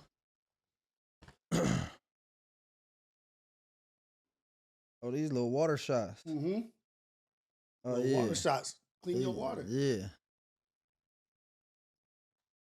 So these, you could do tests with these. Mm-hmm. Yeah, this is dope. This is dope. I was telling somebody about these. They was like, cause I used the magnifying glass. Uh-huh. And I was telling them like, like you could, how would you start a fire? Cause I keep a torch. Mm-hmm. Like the Yeah. And motherfuckers always ask me like, bro, I got mad lighters in the car. Mm-hmm. I got a torch in every bag. Mm-hmm. Like they like, why you don't even smoke? Yeah, I don't need it to smoke. I said, bro. I said, nigga, fire will tear this whole world down. Right. You ain't seen Jungle Book? Like fire, the red flower. Yeah, for sure. Fire will turn this world upside down. Right. You feel me? Like that's one of the most. If you got fire, if I could if you tied up and you got a sneak lighter on the low, you up out of there. You up out of there. Fire will get you out of a lot of stuff, and it'll keep you alive. Yeah. Cold nights and this and that. Yeah. So make sure y'all got some waterproof matches. You feel me? This is dope. Emergency sleeping bag. This is fire. I ain't seen these. Mm-hmm. I seen the sleeping bags, but I ain't seen the one. Like I could keep this in my pocket. They get right there, and that shit and it retains the heat. It's a heat retainer, so your body heat is retained in that sleeping bag, and it's thin. Yeah, this is dope. This is dope. Thank you. Yeah, but this like shit like this niggas be thinking I be playing. I'm like, bro, you gotta have a kit. Gotta have a kit. This is like a. And so when you were saying kit, I knew exactly what you was talking about. Because I got one in every one of my children's room. Yeah, you know what I mean. Like I got some. Yeah. Good Band-Aids. Good Band-Aids. This is a little mini first aid kit. Little mini first aid kit right here for sure. And yeah, so my grandma used to be on these heavy, so that's how the whole kit was like. Feel me? But like the G-bombs was on it. The tin can ones. Yeah. Oh yeah, for sure. And you go in there, it's like, man, what? I'm never going to use none of this shit. Right. Until that time a nigga came in all fucked up one time, and she opened that motherfucker and was like, put the shit on it. I'm like, oh, okay, this makes sense. You never used this shit in 6 years. I don't even know if none of that shit is good to use. But that shit made a nigga feel better. Exactly. Thank you, Grandma. Nah, hell yeah. So ever since then, I'm like, yeah, I need to put me together a kit. And just being like in prison, having to survive. Right. You feel me? And it's like the most smallest shits. Yeah. You start to you come to appreciate. You come to appreciate, and it's like, damn. Like on the streets, I would have never gave a fuck about a piece of a magnet. Right. You feel me? It's like, why would I need, it's just little shit like that. Like, so I got mad magnets, but there's so much you could do with polarity. You know what I mean? Like, for sure. So many different things, rubbing that shit with it and spinning it in the water, find a compass or do whatever. And it's also like shit that keeps your mind going. Like, because you won't give up. Yeah. Like, I know I'm not going to... You survival mode. Mode. If you always keep your mindset like, I'm already looking at 4 or 5 different exits when I get anywhere I'm going. You feel me? Wherever I'm looking, okay, I might look at a motherfucker's shoes. I can see who in here by the shoes you got on. Nah, ain't none of y'all shoes tied. You feel me? Okay, I ain't really got too much to worry about. You feel me? Even if some shit do kick off, it ain't going to be nothing too hard to get up out of here. Right. Feel exactly. Me? Yeah, y'all not like that. You feel me? I'm looking at that. You feel me? I'm looking how motherfuckers is driving. I'm paying attention to who with me while I'm driving. Everybody in their phone. Not paying attention. You didn't see that nigga drive by. That's probably the last time you getting in my car. Right. Feel me? For straight up, like, you ain't even paying attention. Like, I might need to see what's going on over here, but I'm looking at what I need to see right here. And you just like this, and I'm like, you gonna have to Uber back home? Like, damn, my nigga, like, you gonna have to drive yourself there next time, nigga. It's over with. For sure. Hey, you fucked that up, dog. Yeah, cause like, nigga, I gotta make sure I can see what you can't see. Right. If we together. Right. You feel me? You doing your job, getting us to where we gotta go. Yeah. I gotta do my job. Yeah. That's you paying attention is like, I'm real big on all that shit. So it's just all survival mode. You feel me? Like, just have something in this motherfucker. Have something in there. Yeah. I go everywhere with this. I've had 1,000 knives. Yeah. This is a Kershaw. But it's not even because of the knife. It's because of the duality. The duality where it has the screw and the flathead. Yeah, yeah. I've used this shit. It's got a little 3 inches or whatever measuring. I've used this so often where a football helmet or this table or this and that, like where this is coming handy where I'm like, damn. Yeah, it's just it make you start thinking about the other small shit like, oh, all right, yeah, let me put together a whole little mini bag. Yeah, and just, it's concealable. These motherfuckers concealable. This is actually a dope one too, because you could strap that to your bag. Yeah, you can strap this up to a backpack. Mm-hmm. You feel me? I can strap this up to a backpack and, it wouldn't even be in the way or take up any space. So yeah, that's I've been telling motherfuckers about that since we started the podcast shit. So for about the past like 2 years. Yeah. And motherfuckers be thinking I just be talking about that. I'm like, bro, no, nigga. Nigga, if the world shut down right now, as far as in electricity, or if the internet was over with, what you about to do? Like, let's just say you do got some rope. You don't know how to use it. You don't know how to use it. You don't know how to tie a knot. And it's a million different knots.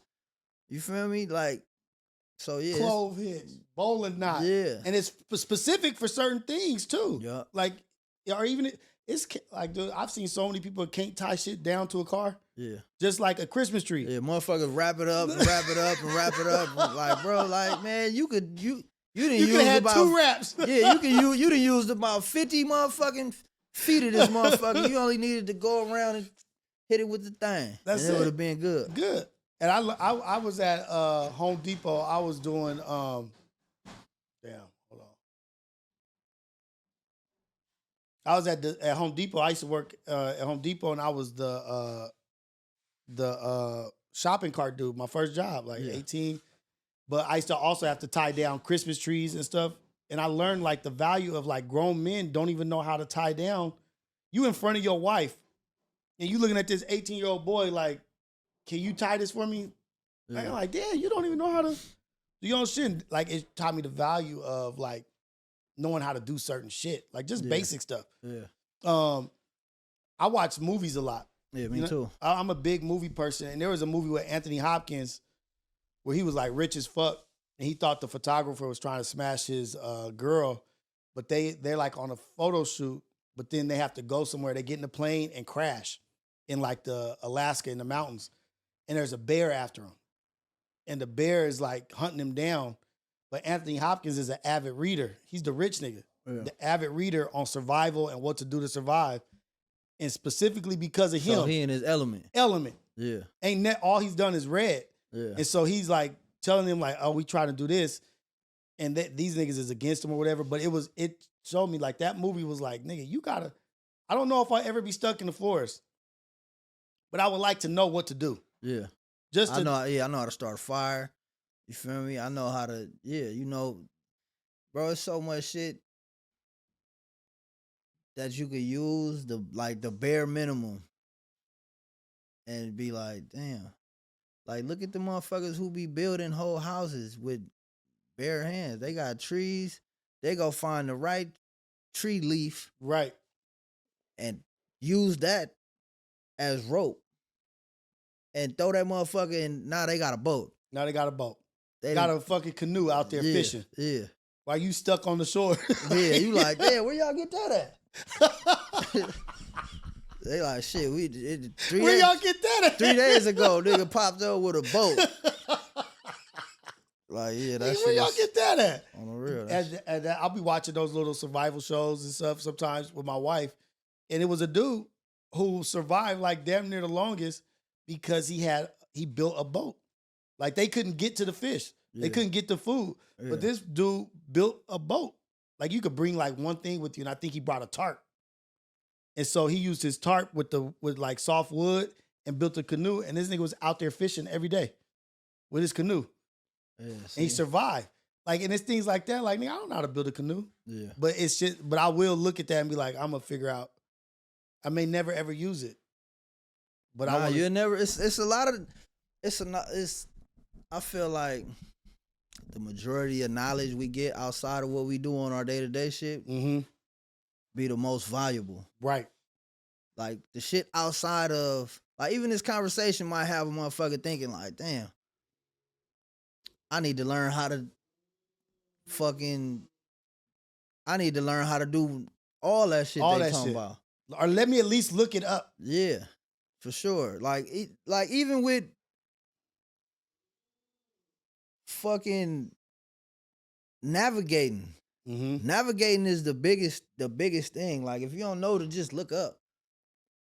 Like damn. How you don't know where west and east is? You know where the sun came up. You know where it's going. Yeah. Go ahead and read that. Yeah. Let me sit that.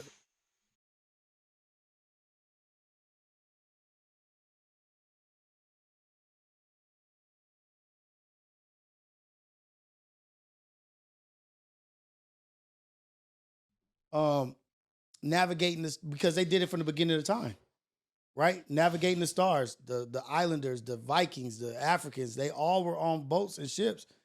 We live off the coast. How many times have you sailed a boat? When it's all said and done, when there's no power, when there's no nothing, how do you get from one place to another? Like far voyage. You got to know how to navigate the sea. You got to know how to sail. Yeah, it's especially like with what they say is supposed to happen, it's gonna be all water. All water. All water. We ain't gonna get too much further because now they're making a bunch of noise in the remodel. But to close it out, I did want to talk to you about your movie. Like how you are into movies. How did that come about? Because I'm a big movie person. Just being creative. Just trying to stay creative. Like my imagination be just all over the place sometimes. Okay. You feel me? So that's why I like doing I like storytelling with my music. Mm-hmm. You feel me? Because I could take you to I could take you to the jungle and tell you how to break down some shit and turn some shit into a clubhouse, the tree house, all that. You know, I could rap about that and make it like, damn, that shit really. If I could make you see it, then it's a movie, nigga. For sure, it's a movie. You feel me? And it could be about anything really. So being able to put it together visually is a whole different shit. That because like I said, I like watching movies. I fuck with movies heavy, even bullshit movies. You feel me? I might see an angle, right? Like, oh, that shit looked dope. The movie trash. The movie trash, but the angle you saw. That angle and that whole transition of how the camera swung around and did all the I'll be looking for shit like that in movies. That might spark an idea or. I got some movies for you to watch. Cause I used to do set lighting in production, so like working with the director of photography and the gaffer. I got some dope. The dude who made Belly was who I should work under, Malik. Yeah. And Mozzie brothers that's in there. I just watched Belly not too long ago. That's a super classic. Especially classic. Looking back at it, watching it now, it's like, damn, that shit. Cause now I'm looking at it as I'm watching it like that now. I can't even watch movies the same no more. Right. Like I'm looking for transitions. I'm looking for lighting. Yeah, I'm looking. For sure. I could tell they fucked up right there. Yeah. That shit is key. Yeah, for sure. Damn. But Old Boy, there's a movie called Old Boy. Originally, I think it's originally a Korean movie. We remade it in America, but there's a scene, fight scene. Old Boy. Oh boy. I can't think of the white dude who played it when we remade it out here, but the original, it's a fight scene where this nigga fights down that whole whole hallway, goes into an elevator, goes down to the next floor, and continues down the hallway, fucking niggas up with an axe. But the cold part is it was done in one whole shot, no cuts. Yeah. Like the camera followed him through this, into the elevator, down, and throughout the next hallway. And it's shit like all single shot. Single shot. You know what I mean? Like That's it's shit fire. like that. I'm like, oh man. So Old Boy, The Tiger, Miller's Crossing. The Tiger, is that with the dude that be doing the Muay Thai shit? Nah. The Tiger is I'm gonna send you the link. It's one of the coldest movies I've ever seen. It's like top 3. Me and my son, we are movie buffs. Like we watch movies together. And I waited for him to watch this one because it's in you got to read it. Subtitles. It was in subtitles, and so he's big on movies. He's like, that's one of his top 3 movies. It's one of my top 3. The Tiger. The Tiger. I'm gonna send you a link on it. Niggas be trying to think I'm playing around. It's literally one of the best movies. But I got into movies because as a kid, Norwalk had got the first like big movie theater where it was like 18 theaters in the movie, and I was down the street in the summer. Parents was going through their shit. Nigga, I would just go to the movies and just sit in there. Stay there all day, huh? All day. I remember it was like around the same time Independence Day came out. Yeah. And I would just be in the movie theater, nigga, just living in the movie theater. Movie hopping. Buy one movie or sneak in and just go. And that triggered to me like right now, like where I could escape in a movie, watch a movie, and me and my son and my daughter, my wife not so much, but we are big on movies. Yeah. So do you want to? I'm like that with my son. We go to movies all the time. We in there, chop it up. We'll break it down after that. You feel me? Yeah, so, we do that. That's a great connection. Nah, for sure. I used to do that with my grandma. Okay. So that's I think that's where I initially got into movies. Okay. So it went from that to books. Okay. So it was that and books with her. She'll take me to the movies and then hey, look, read this book. And the book, like, she always gave me science, like sci-fi books. Interesting ass shit. Yeah. Some shit that you gotta, you gotta start thinking outside the box. Cause it's like, oh shit, like this book is actually dope. I don't know what none of this shit is though. But this motherfucker fresh though. Yeah, but it's dope. So that just sparked interest in like everything. Everything, the world. Like, the world. Like what? And then the conspiracy theories pop up. Yep. And it's like, it got to be some type of truth in these movies. Even a little piece. You feel me? Even a little piece of... It didn't come from nowhere. Yeah. It's a little piece of truth in there somewhere. Even like, especially with the sci-fi shit, because it's like, they talked about flying cars 30 years ago. 30 years. And niggas was like... Wait for like, niggas... Well, yeah, the Jetsons. The Jetsons. Yeah, the Jetsons, for sure. For sure. With the Jetsons. Nigga, like, what? I was a kid watching that shit. And they spun it on us with the Flintstones to the Jetsons. Yeah. It was like the hit past, future. Yeah, at the same time, At the same time. Mm-hmm. So, and now looking at it, it's like, damn, niggas got cars that don't even got motors in it. None. You feel me? So... that truth, like they'll throw some shit out there, and then you won't even realize that shit done popped up on you. Right. You feel me? Now all of a sudden, like, I remember the motherfuckers was talking about that, like Minority Report. Yeah, everything in Minority Report. Yeah. And you think it's some bullshit. And then, like, damn. Even all those, that with the pandemic. It's a whole movie about that. So, wait, what movie? Because it's a couple, actually. It's one that's spot on. And it came out in like 2011 or 10. It got who in that shit? Is it Brad Pitt? Nope. Matt Damon. Oh shit. Matt Damon. It's called Virus? Nope. Contagion. Yeah. Contagion. It's spot on. Motherfucker coughing on the plane. Came back. They shut the world down. Yep. Boom. Like, oh, this shit came from over there. And I remember when this whole shit first happened, they was like, oh, it came from over Wuhan. there. Yep. They like, yeah. And the movie, the script to that is exactly what the fuck happened. See, that's why that shit... Even all the way down to the jab. Really? Yes. The jab is in there? Not literally. It's not literally but it's the jab, but it's like, okay, in order to go back to work, you got to do this. Like that shit is. So it's a lot of, and watching that shit back then, I'm like, damn, this is cold. Like, what if that shit really would have happened? You feel me? And that then, motherfucker boom, played out. That shit played out to the T. That's why I'm worried about this Leave the World Behind movie. You saw that? The Michelle Obama, the Obama movie? Nah, I didn't. I didn't see that. Watch Leave the World Behind. It's about North Korea and Iran coming together against us. And like knocking out like the electricity. And like using that as a war to start civil war in America. Like, cause that's really what it's gonna be. It's gonna be, nigga, can you survive yourself first? Yeah. Before we even worry about other things. But Leave the World Behind, and it fucked me up because it's like, oh shit, the Obamas is behind this? These niggas just left the office. Yeah, so it's a little truth in there. There's a little truth in there. They know some shit. Yeah, they know. Okay, let's throw this out there. Yeah, they know some shit. Have you seen Civil War? Yes. That's cold that's too. Cold. Like on some shit that's like, I could see that getting there. I could see that shit happening next summer. Yeah. Like where because motherfuckers is so sold and bent on what they believe in that they can't even deal with each other. Like, nigga, I can't even sit down with you. Yeah. You like him or you like her? Yeah. When that nigga said, what kind of American are you? Yeah.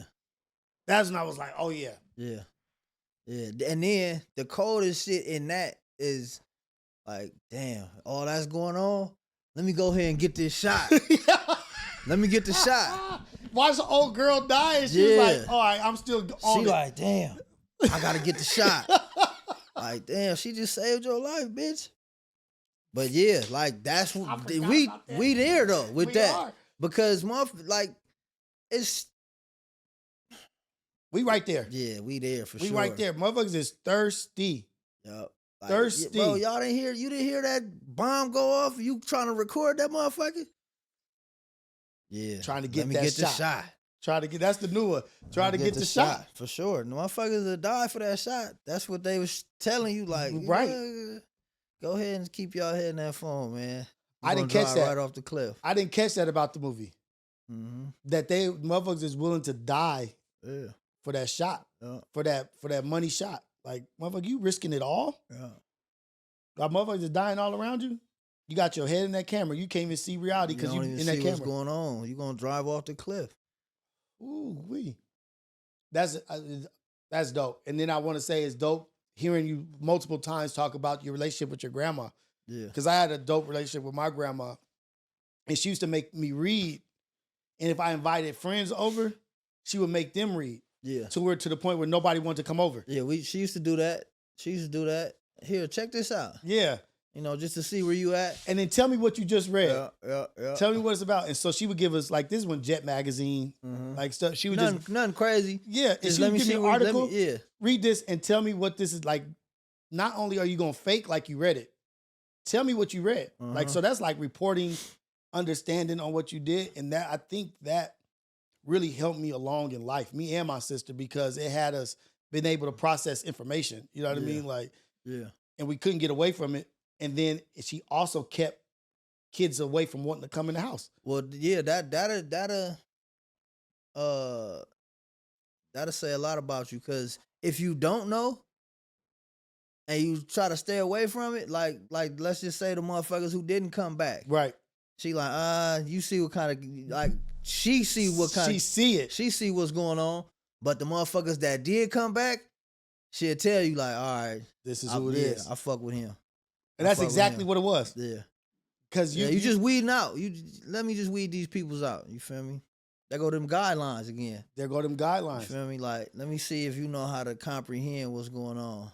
Let me see if you scared of comprehension. Let me see if you scared to even take them steps to learn what the fuck I'm trying to show you. Right. Because this ain't nothing crazy. Just read this little Jet book. It'll take you 10 minutes. Yeah. 10 minutes. Read this, tell me what's going on. And you know the funny thing is, I think my grandmother only had like a 3rd grade education. Yeah, but she read. She was an avid reader and writer. Like where she got books. That go back to the books. You feel me? You might not have all the school smarts. Like half the majority of the shit you learn in school, you don't even use. Right. Feel me? Other than like basic math, unless you like an electrician or something like that. But I don't even think they'd go too crazy with numbers. Past 6th grade, you good. Yeah. Other than that, you like a little bit of history, but you're not worried about all that other stupid shit. You don't even know if that's real or not. We was talking about that last night. What I'm about to do with this Pythagorean theorem? Yeah, we was talking about that last night, and some shit came up, and we was trying to figure out the moon and the sun, and I didn't know. We just figured this out last night. I didn't know that the moon is shining off the reflection of the sun. Right. I didn't know that. And I was just like, damn. So he reading it. I'm like, that actually sound like some bullshit, Mac. And he like, and then I'm reading it, and I'm like, damn.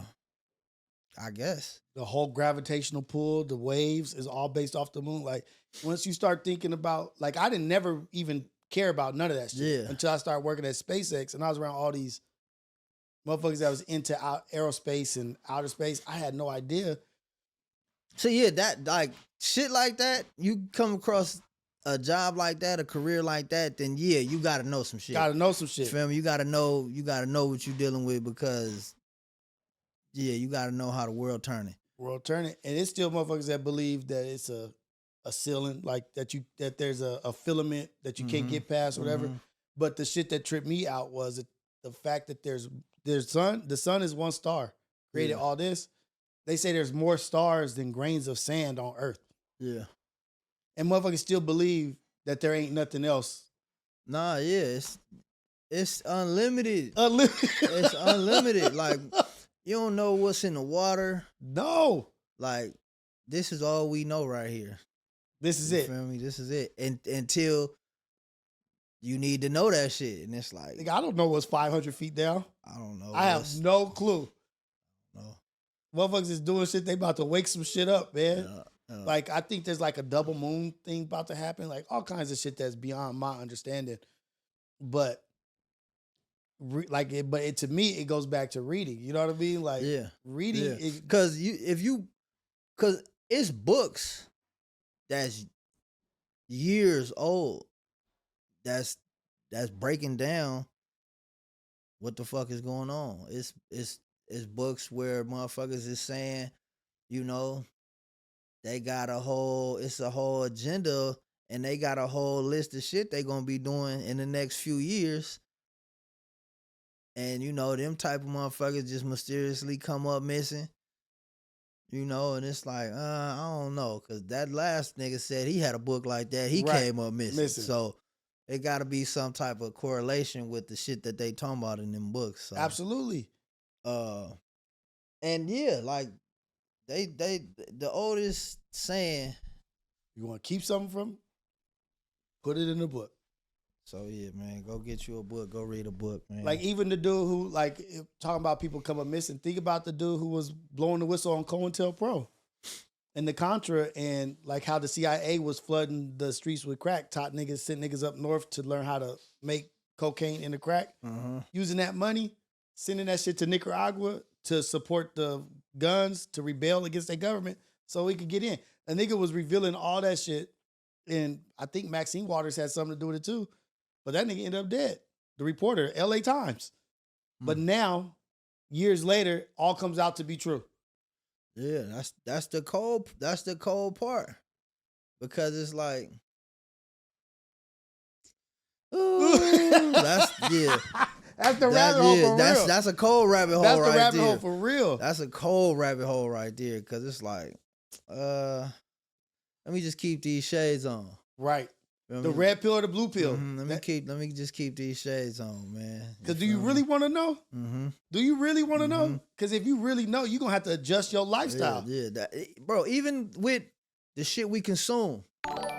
Yeah, absolutely. 100%. Like, if you really go into that rabbit hole, you'll be like, I'm not eating ever again. I don't even want to eat no more.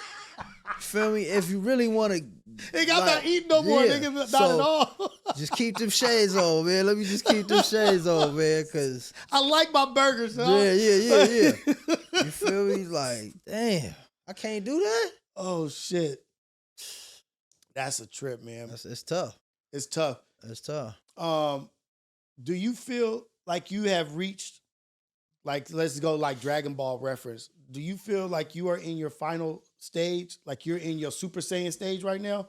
Feeling the power? Well, that's where the flames came from. No fucking way. For Dragon Ball Z? That's why I'm in the blue flames. You feel me? That's where the flames came Let's from. go, cuz.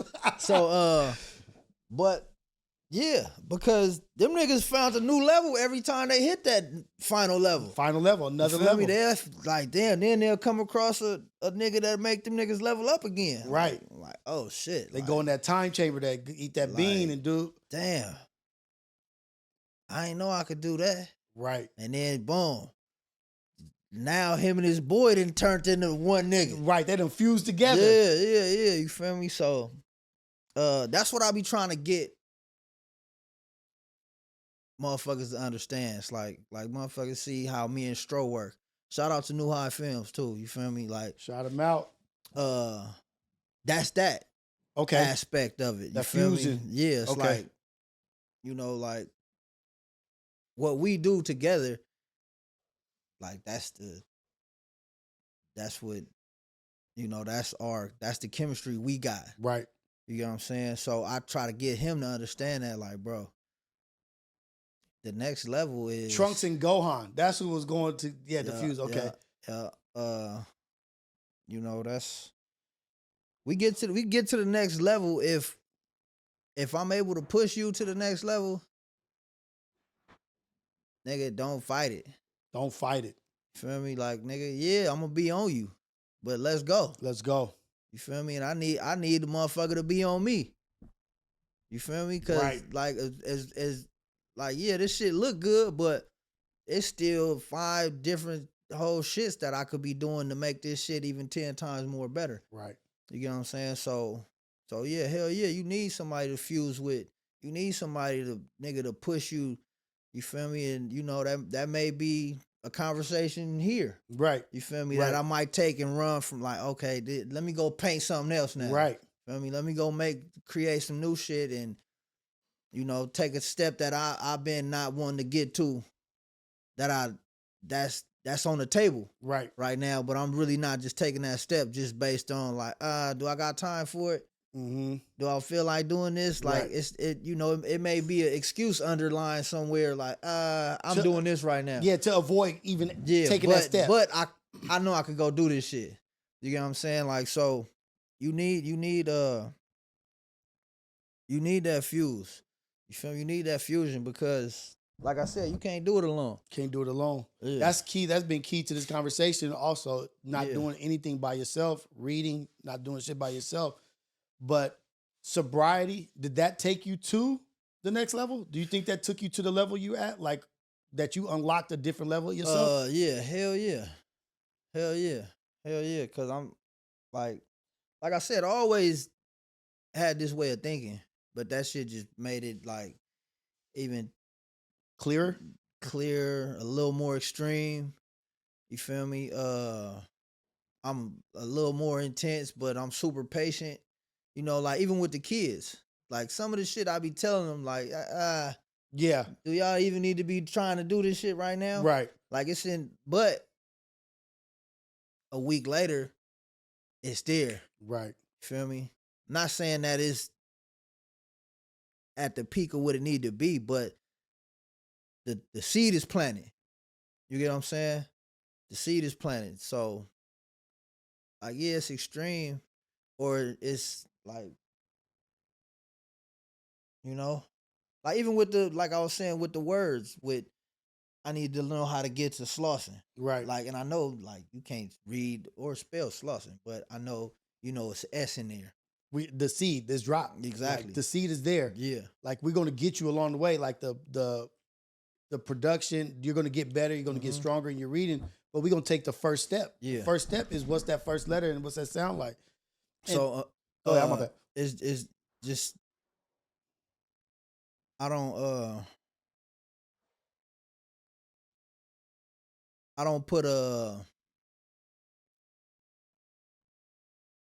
a cap on anything. Okay. You know what I'm saying? Like,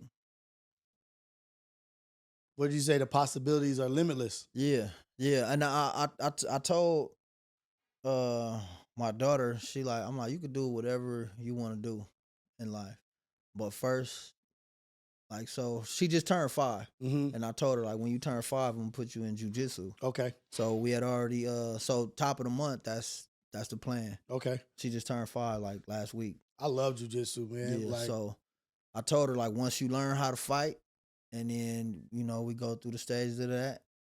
Once you excel in that and you get your discipline up, you feel me? You get your understanding up. You get, that's a whole nother way of.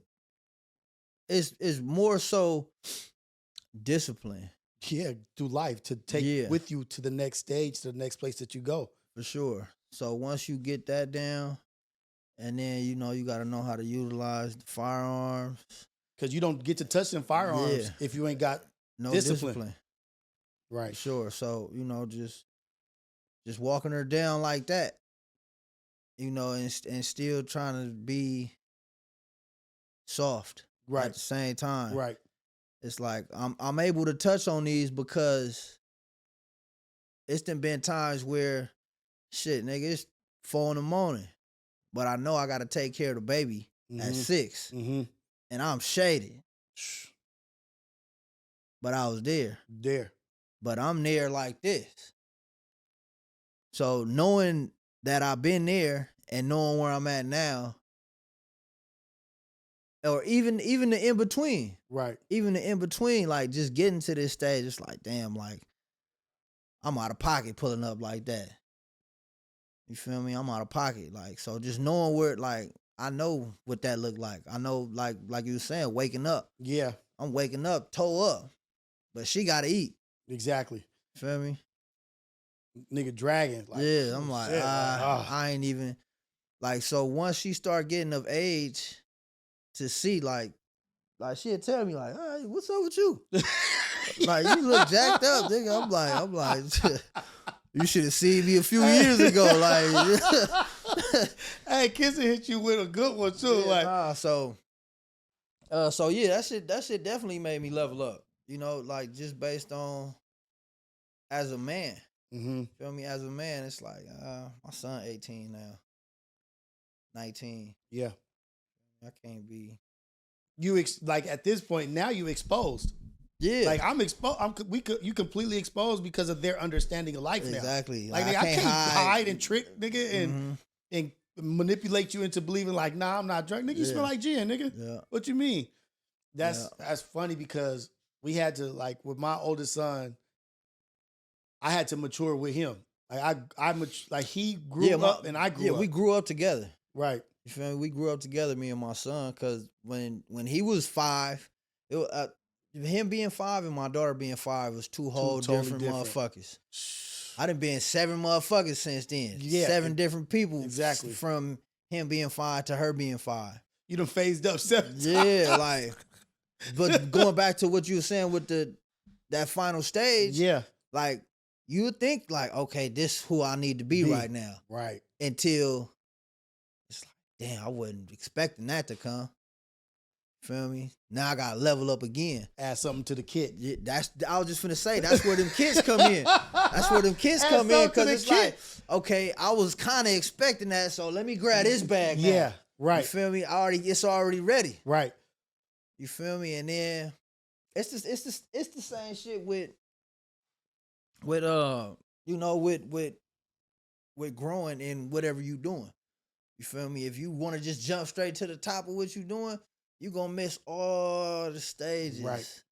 And appreciation as well. Like if you just get there, you don't even appreciate the journey. You don't have the journey. Yeah. It was just given to you like a kid. If everything's given. That's just like when people say like meeting me now. Right. Like, oh, you seem like Wooty. It's like, yeah, I done went through so much shit to get to this. Like, I don't want to say I'm at peace, but like, I don't let nothing fuck with me. Right. Like, I ain't tripping on that. Is that in comparison? So I'll be talking about this shit too, because it's like, what I'm going through now in comparison to what I've been through, this ain't shit. Yeah, nah. This ain't a motherfucking thing. Like, don't nothing really. The only shit that bother me now is pet peeve type shit. Right. You feel me? Like, cause I don't even put myself in a position to fuck up. Mm-hmm. You feel me? If once you eliminate the possibilities of bullshit happening, like them phone calls you was talking about, like I ain't trying to hear none of that. So I don't even put myself in no position to even hear none of that. Exactly. Or deal with no bullshit. Like, you feel me? Because you confident in your actions. Mm-hmm. Like, I'm confident I didn't do no fucked up shit. I know I didn't do nothing. I know I didn't do nothing. No, I didn't do nothing. I ain't got nothing to hide. I'm not hiding shit. You feel me? If I got lied to you, I ain't even finna deal with you. Right. Because that's a little bit of energy that I need to get through the rest of this day. Like, I ain't finna, what? I'm about to waste no time. Yeah, don't even call me with no bullshit. Like, the homies know, like, oh, man, Wooty Wop got down. It's over with. Right. Man, tell a nigga handle his business. Handle his scandal, man. You feel me? Like, you know, but I'm saying that to say that even with them two worlds, like, that's always there. It's always there. That monster always waiting. Yeah, that's a whole nother level up mentally to know, like, damn, I gotta let that shit play out how it play out. Yeah. As much as I want to be there, and it's like, you know, I'm still there, and it's like, you know, you hearing what's going on, it's just like, damn. But then also, you got to look at it like, man, I did this shit 5, 6, 7 years ago. This shit ain't going nowhere. This shit going nowhere. Like, even like, let's just say, okay, boom, I do pull up and all right, yeah, that shit over with. It's gonna happen tomorrow. You gonna pull up again? Yeah, you gonna pull up again? Like, damn, I'm gonna miss this one, fellas. I'm gonna miss this one. Yeah. So, you know, like, coming to understanding that, it's like, that's that straddling the fence. You know what I'm saying? So, and that it's straddling the fence, but it's wise not to awake that monster in you. You know what I mean? Because you know what the capabilities of you are, right? I'm not even trying to flirt with disaster. Yeah. You know what I mean? I'm not trying to even wake up something because that monster that I put away, all while I've been programming on this healthy shit, that monster been programming. Yeah. That motherfucker been getting ready for me to come back. Yeah. And it could be alcohol, it could be lust, it could be anything. It don't have to be violence. It could be any of those things. It's not none of. It's not like I'm not afraid of anything that somebody could do to me. Mm-hmm. I'm tripping on what I might do. You get me? Cause you're not ready. You ain't ready for TF10. You're not ready for my 10. Like so I told somebody this before. I'm like, bro, chill out. Like, just one of the homies, right? I'm telling him, bro, chill out, bro. And he going crazy. Yeah. I said, I'm trying to keep him in the car. He hot. I'm trying to keep him in the car. I said, bro, don't not get out the car tripping unless you ready to go there. Right. Unless you jumping out that car on Blazing. this level. Yeah. Don't get out the car. He get out the car. He wake up after that. He like, what happened? I'm like, bro, I told you to chill out. Like, yeah, after he wake up, man, I was tripping, man. I'm like, bro, I told you, don't come there unless you trying to go there. So, it's the capacity. Like, because look, the capacity is I could smile through the whole process of my. You think that you think that it's here. It's way up here. Yeah. And I know you're not ready for it. Like, and like, it's just, I know, like you said, like, you done went through so many final stages. You feel me? Like you barely getting to one of your final stages. Right. You feel me? You still figuring out who you are with that stage. Right. Like, he ain't even no match to what's going on. Right. You lucky I'm not on my third final stage. Yeah. You ain't even ready for that stage. Because that one was going crazy. Yeah. This Like, one is patient. This one is like, I like I said, like I could tell what's going on with how you even moving. Like, like, yeah. I'm analyzing everything. Everything. You feel me? I'm analyzing everything. So, back to all, back to what we were saying about getting to them final stages. Like, I feel like that's what's dope about this whole shit. You feel me? Cause now you got this going on. Right. You know what I'm saying? You got this going on. I remember when you was doing the coffee. Right. You feel me? Right. You're doing the coffee and then boom, now you got the whole kit. The whole kit. You feel me? Hey, I'm still of that, guys. The kit, I'm taking the kit. You gotta because you gotta that have is a kit. you can use that. All Mhm. like nigga, you got the kit. Like you put your bag together. You know what I mean? Like you put the kit together. You in that bag. You in that bag. You feel me? So, like, Hold on.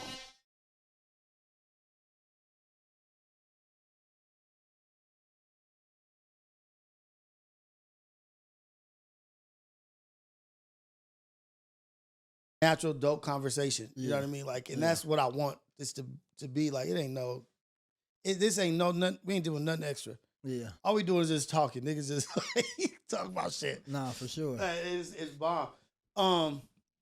What was I going to? Oh, you know what I wanted to bring up was like I want to get back to the music. Like I know we went all off and just into life, but because I'm actually a fan. Like I've dove in and been listening. How did you transition, or I don't know if transition is the right word, but how did the acceptance on the East Coast, how did like that relationship and all, because I feel like you transcended like to where you're a West Coast artist, but you're respected as a, like across the board as more than just that. You know what I mean? Like a lyricist, like, what's that song, Wordplay? Or Legendary Wordplay? Yeah. Like, nigga, I've been listening, nigga, like, Mhm. But you will go from Legendary Wordplay to Palms. Yeah. To top to I'm a Dog. Yeah. Like, well, the whole East Coast shit just happened from being on tour. okay. Being on tour and, being able to tap in over there and build relationships. Cause I always been able to rap, but if I'm only rapping to motherfuckers over here, Right. they not getting it like that. They not receiving it the same way. You feel me? So my first shits was all rap shits, no hooks. No Hooks was my first EP. Okay. Following Yeah, No Hooks. Following Tukey Nose. 2017? Mm-hmm. Okay. Following Tukey Nose, and motherfuckers wasn't receiving that right over here. Okay. You feel me? Like, I had even asked Pun to manage me Okay. a minute ago. Like, and he was like, I can't do nothing with what you do. Okay. Feel me? He wasn't saying it like to change my shit. He was just saying like, the shit you do, Mm-hmm. I don't have a lane for that. Like, that's not what I do. At the time, that's when he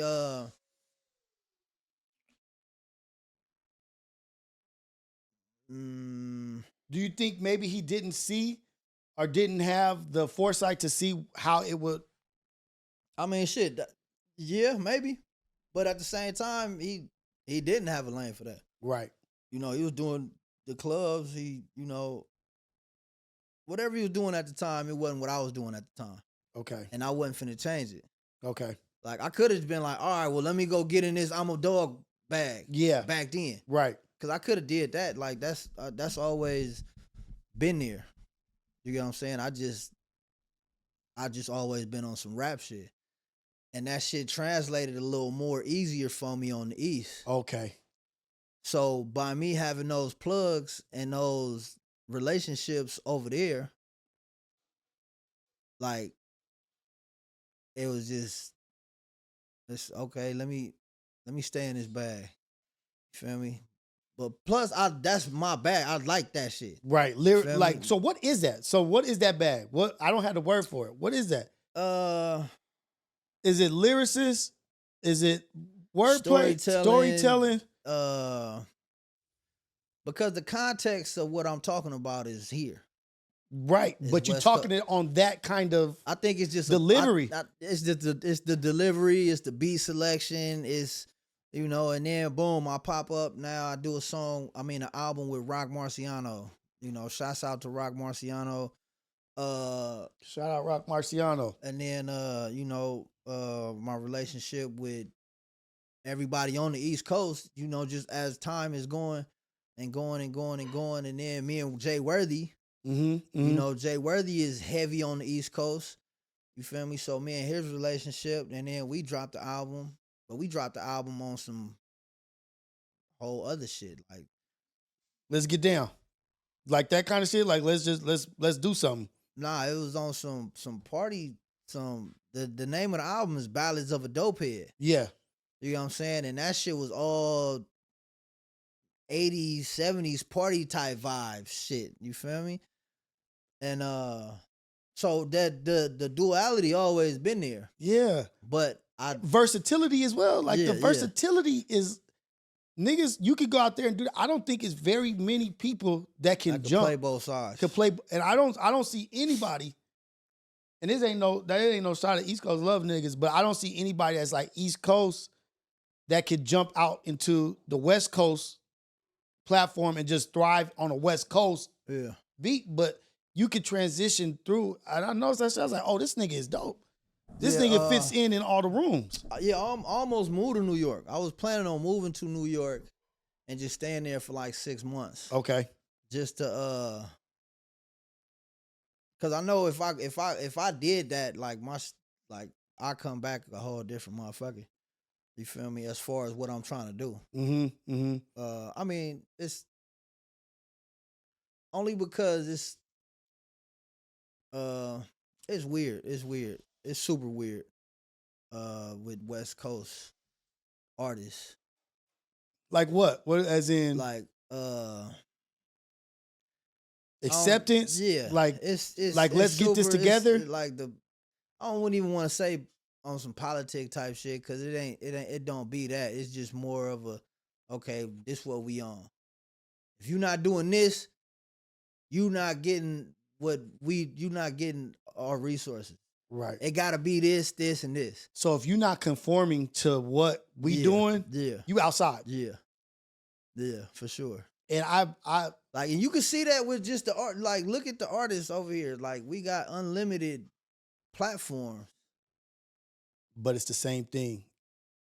But, the same sound. Yeah. The same. We got unlimited platforms, unlimited artists. And it's just like why? Yeah, why? damn. You feel me? Like, motherfuckers talk about who they want to talk about. Right. Feel me? Motherfuckers fuck with who they want to fuck with. There ain't nothing wrong with that.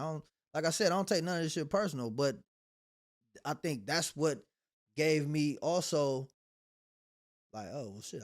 I know if as soon as I land over here, I'm hey, pull up over here. We got radio over here. No, pull up over here. Damn. We got this for you right now. We got the show right here.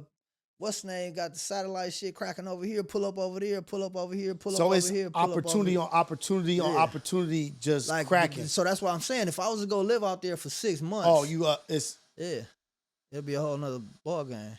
Fuck. Opposed to living here and being here and having to jump through hoops, maybe not even getting a call back. God damn. So what was the decision? Is it the babies? Well, that's a big part, but also, like, I look at on some financial shit too. I'm like, damn, that's a whole lot to just dip. Yeah. And still keep everything solid over here, and damn near, like, cause once a nigga get over there, it's not finna be just sitting around. Nah, niggas gonna be active. Yeah. Like I said, it's every time I don't have to have anything planned. I can sit down. I mean, as soon as I touch down, I have a whole itinerary for a week. As soon as motherfuckers is waiting for you to come out there. As soon as I touch they down, waiting for you. What's name? Pull up over here. pull up over here, do this, that, this, that, this, that, this, that. And these is not just random motherfuckers that's upcoming. This is motherfuckers like that's got shit going on heavy. They big wigs. They heavy in the game. Cause the way I found out about Alchemist, the producer, Shout out to Alchemist too. Shout out Alchemist is through Action Bronson's Food Channel. Cause I'm not a big hip hop. Like your music is the kind of music I listen to, and it's not a lot of that out here. Like it's a throwback to like my upbringing and talking about the shit that I went through, and so it's like I could listen to that. And so I kind of fell away from a lot of shit because it was a lack of. But I heard about Alchemist through the food thing with Action Bronson, and I didn't know how big that dude was. Yeah, like he's legendary. Legendary, but that's somebody that you are rubbing elbows with. You know what I mean? Like it's 1,000 rappers that wish they had that opportunity or that access. Yeah. And you just got that shit standing on your toes, staying who you are. Staying in that let's just say after that conversation I had with Pun, and he was like, yeah, I can't do nothing unless I could have shifted then. Right. Because that was years ago. Right. That was long time ago. Like when I first was, when motherfuckers was first hearing my name. Right. And he was like, yeah, nah.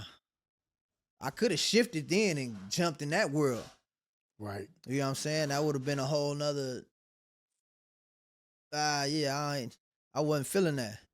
Not saying that I took that to heart. Yeah, like, exactly. Fuck that nigga. Wasn't trying to get me to change my shit. Like, nah, it wasn't nothing like that. Right. It was something to think on. It was definitely something like, damn, okay, I see what's going on. Like, maybe I should kind of dive back in.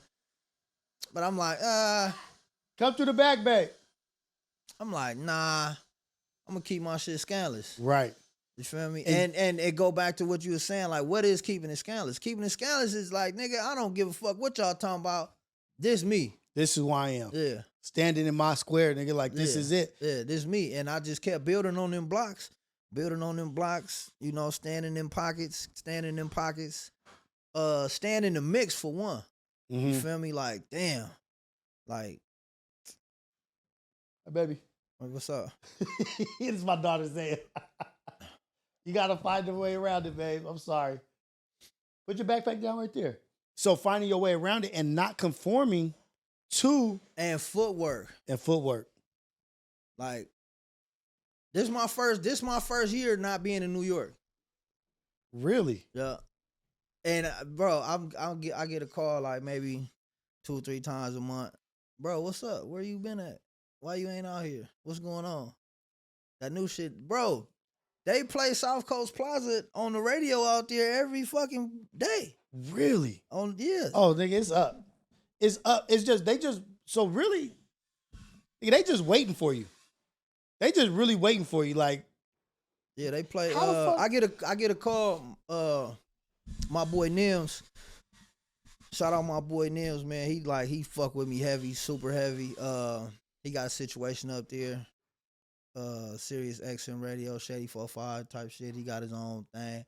So every time he playing TF. He playing TF. Soul Assassins radio. They Shady 45'd up. They playing TF. You feel me? So I know if I was to go out there, it's a whole thing. See, but that's like Bruce Lee, right? Like how he said, be the water, right? You gotta be water. You gotta be water, non-conforming. Yeah. Still strong, but you're not you moving around and changing and staying who you are. Water stays water. Yeah. Just because it goes this way or goes that way or goes over or under, it's still water. Yeah. And so the West Coast access or whatever we want to call that, that's the sword that they gonna die on. You know what I mean? Like and that's why, like, when I hear you hear this conversation all the time. You hear this topic all the time. Oh, the West Coast really don't support the West Coast, like, and I never been one to even feel like that. Okay. I don't feel like that. It's just they are. Because I don't take nothing personal. Like, yeah, like, I don't take that shit personal. Like, if if you not gonna fuck with me, that's not gonna make me not fuck with you. Right. I'm gonna keep it solid. I'm not gonna not like you as a person just because of your business decision. Yeah. You feel me? Like, I'ma still, because I know that these motherfuckers is fucking with me. Right. I got my shit. You feel me? Yeah. Like I ain't tripping if y'all don't fuck with me, because I don't. So they brung this up. The chat brung this up not too long ago, because King had posted, you know, the Bounce Rock video, and somebody sent the super chat and was like, yeah, why don't more motherfuckers over here support TF? Right. And you know, this and that and this and that and this and that. And I was like, I don't really trip on that shit, because I just shed light on the motherfuckers that do fuck with TF. That part. You feel me? Like, that's dope. Yeah, I'm gonna shed light on the motherfuckers that do fuck with TF. I'm not gonna give a fuck about the niggas who don't. Right. It's still all love. But I'm not wasting no energy in that but I'm not finna be like, hey, my nigga, why you ain't post my Like, nah, I ain't finna do none of that. You feel me? Because that ain't keeping it scandalous. Right. Right. You feel me? Right. If you worry and double checking up on why somebody not doing something. That ain't even on brand like that for me. Right. You feel me? Hey, my nigga, why you ain't nah, fuck all that, nigga. I'll see you when I see you. And it's gonna be love when I see you. That's it. Oh. You feel me? But I'm not finna I ain't finna go out of my way and be mad. Right. At least the kitchen. How long they been here? So we had a up inspector, and that shit took like, he had us on hold for like 3 weeks. So they've been here like 2 months now. 2 months. Yeah.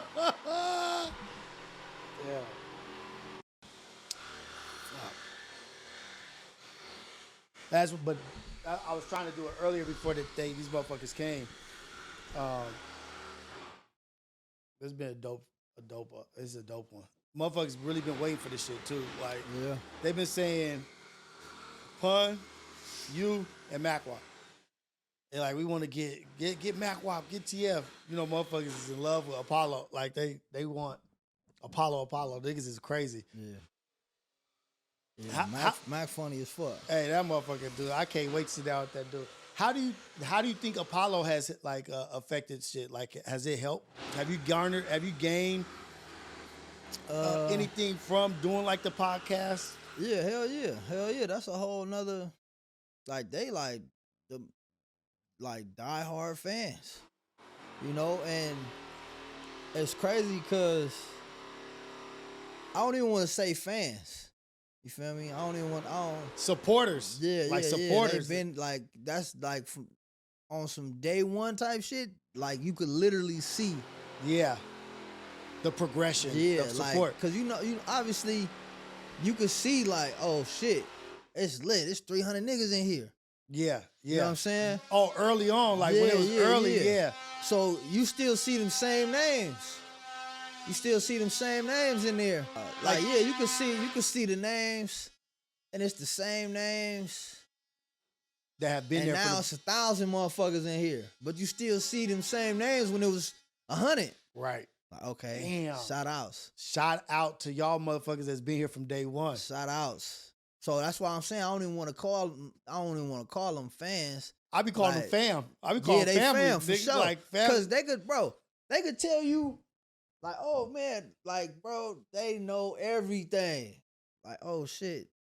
I could be like, damn, I wonder what the fuck happened that time. Like, oh yeah, well, like, they know a nigga kids' names, they know a nigga dog names, they know like, they know everything about your life. Especially once you start getting into, doing, like, if I was to do more day in the lives. Yeah.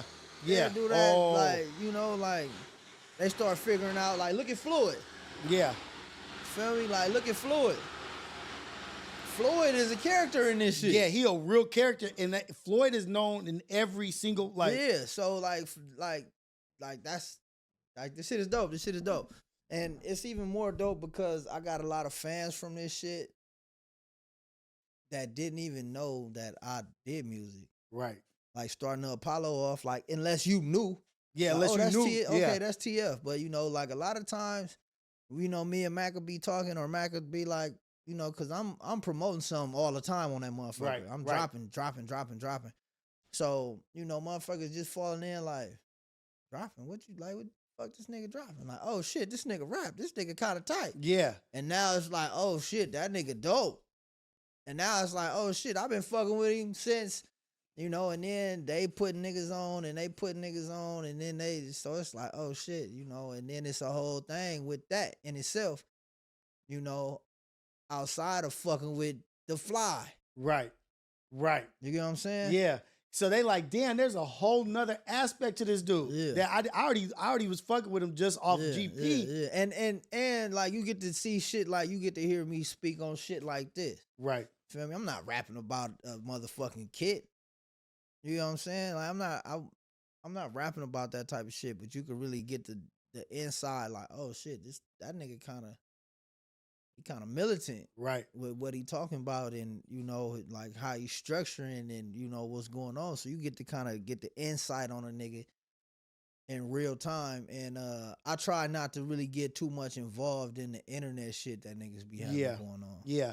You feel me? Like I never been like even the back and forth that, you know, like with the whole different platforms to different platforms. I be like them the homies. Yeah. You feel me? Like if it's a joke, if it's the underlying joke in the air, then yeah, exactly. We'll run on that. But as far as like, oh yeah, like nah, fuck that.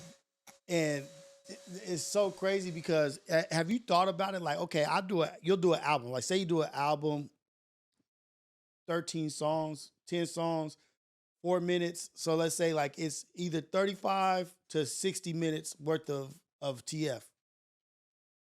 You'll cover that much material of TF in one pod. Mm-hmm. One episode of a pod is more of TF than the whole album. Like they get like this episode right here, just like I think it's gonna be a whole nother lane of what niggas really, because I don't really do. This is different from an interview. Oh yeah, for sure. I mean, this is way different from an interview. Like, you know, you really get to pick somebody's brain, and it's like, oh, I thought I knew that nigga. Yeah, exactly. You know what I'm saying? Exactly. Like they already maybe, what is it called? Like a preconceived notion of who you are, right? Mm-hmm. They're like, this is who TF is. Like, oh no, damn, oh shit, he overclaimed this, he did this. Oh, he talking about his grandma. Oh, he talking about reading. Mm-hmm. It's like so many different layers to us. Yeah, I remember y'all fans is so fucking vicious. I love them. Apollo. Nigga, I didn't know who TF was yet. Yeah. I thought you was the fuck. Like TF, I was like, who is this nigga the fuck? Like, cause they like, the fuck will whoop your ass, Rios. Like, I be like thinking, like, who they talking about? Who the fuck, the fuck, nigga? I didn't even know it was like coming from the Apollo. I didn't even know it was Apollo fans. I was like, whoever the TF nigga is, they riding with us. Mm-hmm. And then to find out that's TF, nigga, that's TF from Apollo. But the support and the love that they have for you is like developed over them getting to know you more than just a song. They fuck with it. Like, that's just dope. And it's like that with every podcast. I mean, not even just podcasts, because I don't even really pay attention to nobody else's shit. Yeah, me either. Other than, you know, like, I try not to even watch the podcast. Mm-hmm. Mm-hmm. Like I don't go back and watch the Apollo. Yeah. You feel me? I might chime in here and there on niggas' platforms, send a super chat here and there type shit. But I can't sit there and watch that shit. It's time consuming. It is. It's very time consuming. Super time consuming. I'll catch up. Yeah. I'll catch up here and there. Like if I know like I don't have shit to do and I got like a patch of time, I'll catch up on some shit, go tap in, watch some shit, or I might be on one of them nights where I do got time. I might fall in on a live here and there, but it's never for 2-3 hours. Nah. You feel me? So you might get a good 30 out of me. Right. Just I be catching up with Yaz. Yeah. Like I look at Yaz, I look at like the clips to keep you in tune with what's going on. Right. For sure, 100%. Yeah, because I want to get Ace Boys and Apollo together. I'm trying to do something here, like where I have like a at the square table, like where we could just all sit down and just have enough mics where we could all talk or whatever. And because I think like the fans have a different kind of love for Ace Boys Worldwide, for Apollo. I feel like they really invested in us. You know what I mean? And like, yeah, if we could merge them, that'd be dope. Dope. You know what I mean? Like, and merge the fans and like get to like, oh no. Go back to that fusion shit we was talking about. It all come right back around. That shit'll be like, oh shit. Like, you know, you combine the two and it's just like. Dude. Ah, man. So the endless possibilities is endless. Like you said, you don't put a cap on nothing. And really, this shit can go very far. I know your success is at its infancy stage. You're already successful, but that shit's about to go through the roof. I just want to say thank you for coming through. Reality Check Rios, episode 6 with TF, my guy. Yeah, thank you. Hopefully we could do this again, because I don't want this to be like an episodic thing, like, oh, where I just got somebody one time. I want to be able to have continuous conversations, check in with you in like 2 months. Oh shit, you heading to New York or whatever, like where the people could tap in and really get to see what's going on with you. Like, oh shit, TF moving or whatever it is. But I appreciate you. I really, really do. I'm a fan of the music. I'm a fan of what you guys got going out. Shout out to Apollo, Keem, Tiny, TF, motherfucking MacWop, TDE, Back on Fit, everybody. Yeah. And you a staple in this shit, man. You know likewise. You a staple, Appreciate man. you for having me over here, man. You know, like I was saying earlier, you know, I fuck with everything you got going on, man. I appreciate the growth and I appreciate the space. You feel me? Cause you know the whole shit that be the shit. Yeah, absolutely. You know, so it's definitely, you know, refreshing to come over here and just chop shit. You know, we just chopping game, just, you know. Regular shit. Moving pieces around. You play chess? Yeah. My son, like, I play chess more so now because of Xander, because he had went to his first chess tournament. Came in 3rd place, won $500. That's dope. That's dope. How old is he? He's 8. No, he's 9. He just turned 9 in September. But yeah, that's impressive, man. I play chess though. Like, if you ever want to get down, like, I'm not saying I'm vicious at chess. I know how to play chess, but I like it because I like the mental workout aspect of it. Yeah, I like I fuck with it because you gotta plan ahead. Right. Like, that ain't just no, I'm gonna put the cup right here. Yeah, exactly. Like, nah, like, you gotta think, like, if I do put the cup right here, that shit is finna get knocked over. You feel me? So off with let me go ahead. Yeah, for sure. It's like, dude, why you put that there? Like, why you knew do that that? shit was finna get. Yeah. Like, you gotta think like that. You feel me? And then somebody can move something for you to bite, like bait. You know what I mean? Like, it's so many. It's life. Yeah. Chess is like life. You know what I mean? Like, you gotta really be an avid. Read the board. Be the board. You gotta read the board for sure. But thank you, man. Appreciate you. Yep. Go pick up my son from school. I'm sorry, you guys, about the noise with the remodel, but it don't take away from the content and the information that was shared here. Shout out to TF, man. We appreciate you. Everything Scandalous. De Leon.